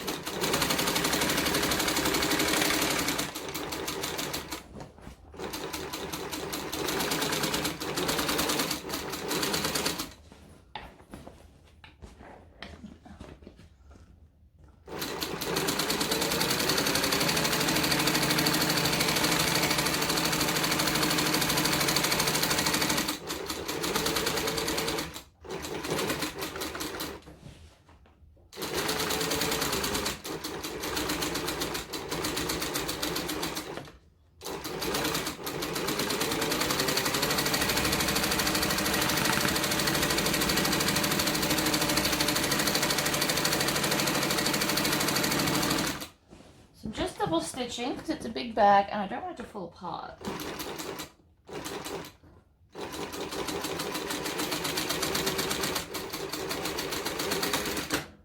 Okay, there we go. Happy days. So now you can just flip your bag through, which should be pretty easy because of the size. Because we didn't close the base, you can just grab a corner and pull. And then you just kind of fold the bag onto itself.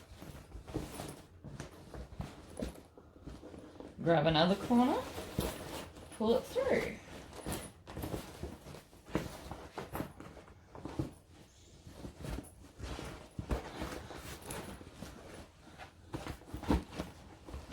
Then I'm going to push the base out because I want that to sit down nicely.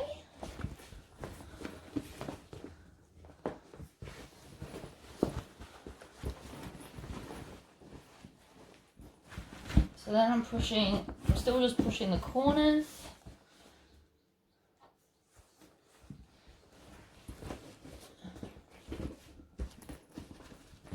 Ha! Look at that. That is awesome. Push the corners out, and then I'm going to push the corners out on the outside of the bag as well. So just push along all of your seams. Like that. Okay. So now we're going to go through the zipper pocket and grab the base, like we always do. It's just a tad bigger.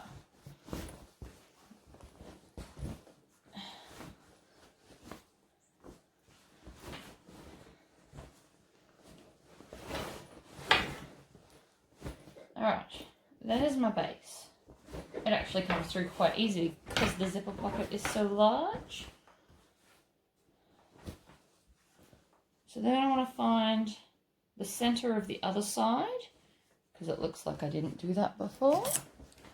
So center of the other side, make a small clip, drop your scissors, and then center of the other side of the base and snip it.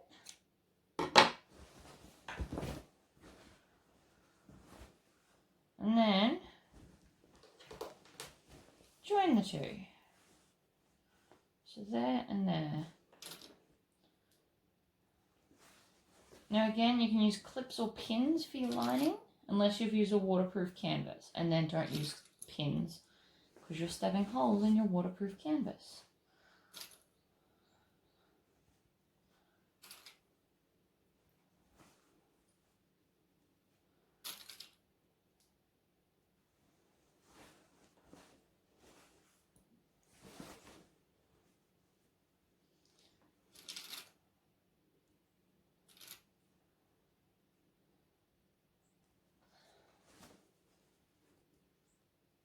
So because this is such a big bag, I am pinning this. Usually I would just go to town and sew it. But it is a lot bigger than what I'm normally used to, and I don't want to wreck it. So I'm going to pin this one.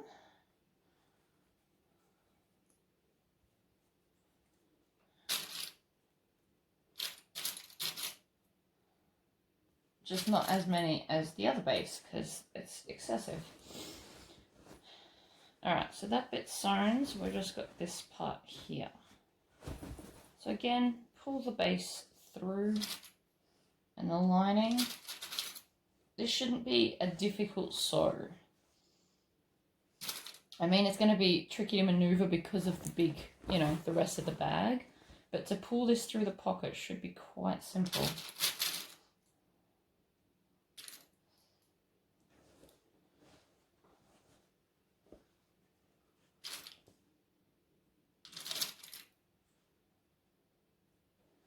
Pin that down, twist, and clip.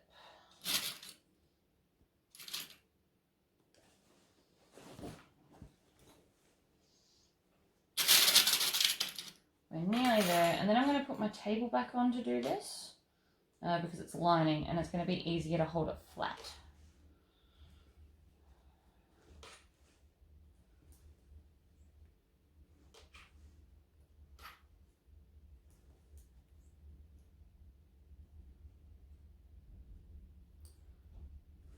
And clip.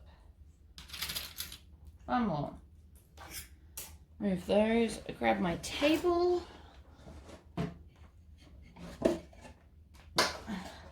So hubby made it out of just like a light plyboard, so it is quite easy to pick up and put down.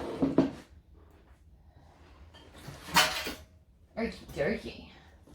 So I want to start at one of the seams. So I'm going to start here. And I'm going to put the bag. I might just hold it.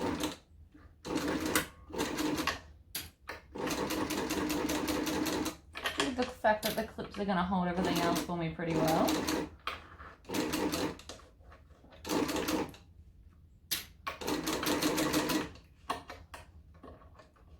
See, and again, longer table, but you guys are leaning on that. That's what holds the camera.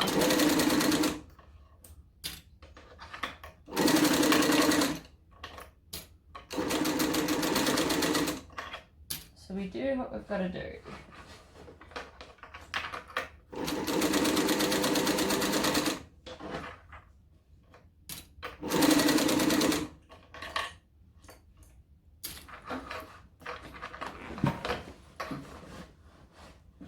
Nope. That definitely doesn't want to sit there. So the other option is just to leave it dangle like this and just hold both sides of the seam so it doesn't overly pull it out.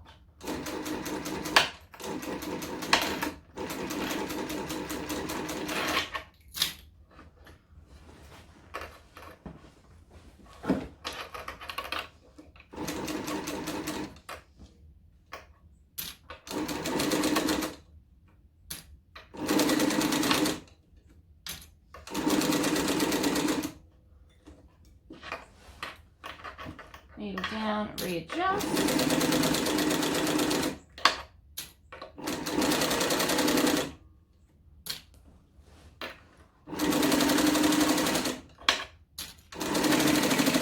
See, slow and steady, guys. Slow and steady.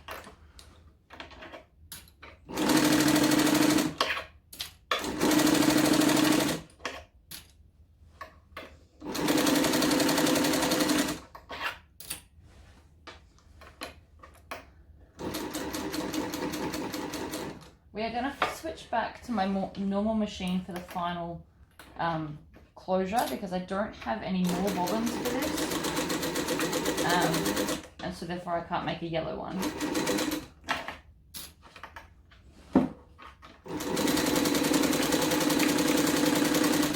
This is still being really fun though. I love this machine.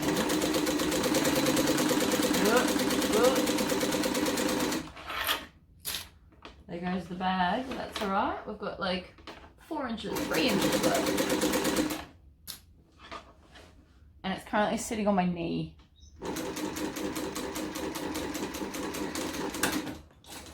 Okay. Boom. Holy moly, guys. There's a thread.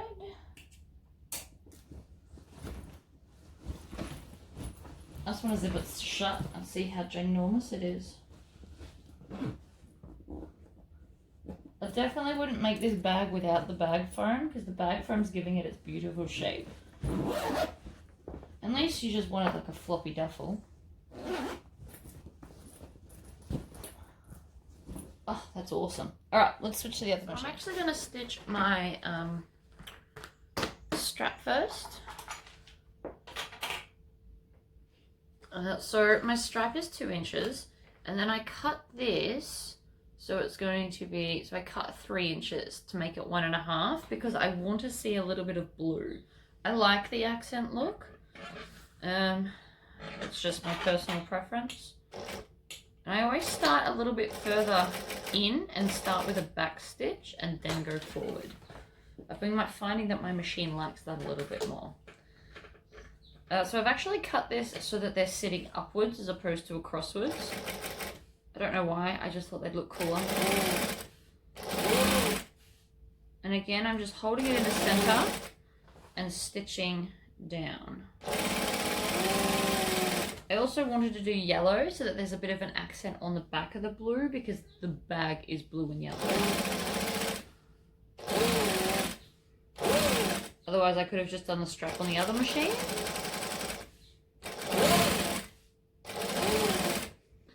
But I've currently only got 2 bobbins for the other machine. So one stays black at all times for all the patches I sew on for people. And then the other one gets color changed.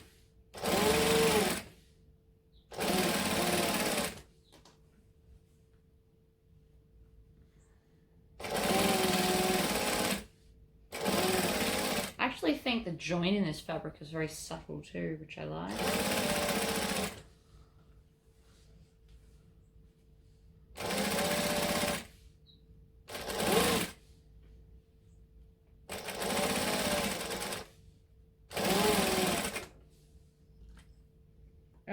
Scissors to chop off the excess, and again I'm just going to cut 1/2 inch past the vinyl so I've got something to tuck underneath.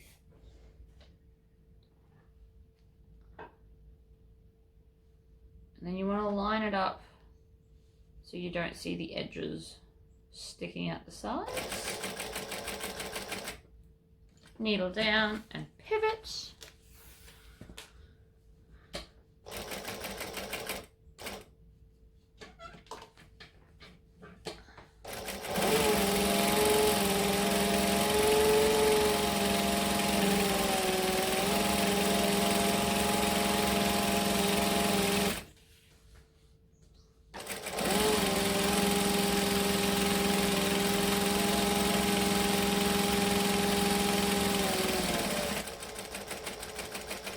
Slow down when you get to the end so you don't run off. We don't want to run off the end. See, and now the back's got like a fun accent. Okay, so I've got my 2-inch plastic straps. I haven't actually been able to find 2-inch metal clips. It is something I've been looking for. I don't think that they're strong enough. And that's why nobody makes them. That would be my assumption anyway. Now I'm going to do my crisscross because I'm really digging the crisscross lately. So I'm going to start up where the plastic is. Stitch, back stitch, needle down. And then I'm going to go down onto one of the cross. Needle down. I'm going to try and go through those same bottom stitches that I made before so that there's not 2 lines there. It's just neater. It's also not a big deal if you can't do that. I trim these off now so they stay out of my way. And I'm still on my 3 3/4 stitch length. And then back stitch. Okay, so then I put strap down, thread one of my clips on,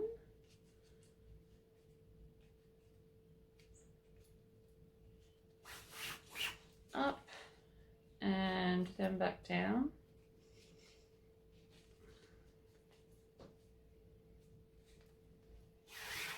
Like so, and then back onto this one, and I'm gonna do the cross again because I like the look of it.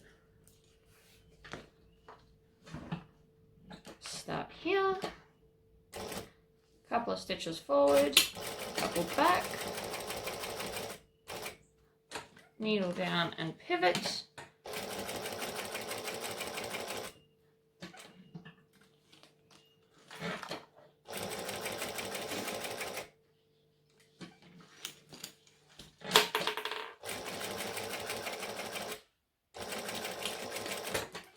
Go, trim the tails, and then also just going to melt the tails. love it. So that's the strap done. Now we've just got to open the bag.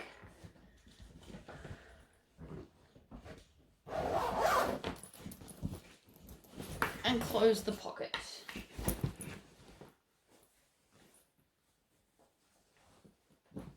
So I'm going to do what I always do and tuck in one like finger knuckles worth. Turn it down to a joining stitch. Put the bag on the table. Now with this, you want to try and get as close as you can to the edge, but without running off the edge.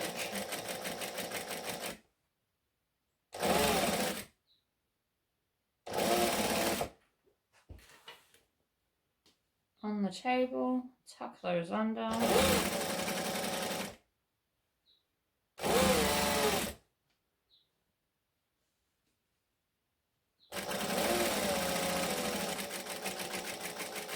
And then back stitch when we get to the end.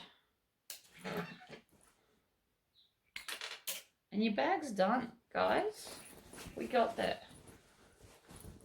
It didn't take that much time-wise, but because I was trying to record, I could only do it when people were sleeping.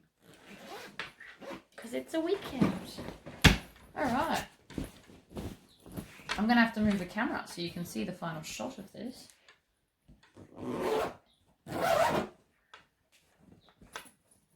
Hold that thought. Guys, I'm actually having to stand up to do this, but that is the finished size of the bag in comparison to my sewing machine. Thanks for sticking with me on the video. I know we got there in the end, but it's fine. And until the next one. All right, bye guys.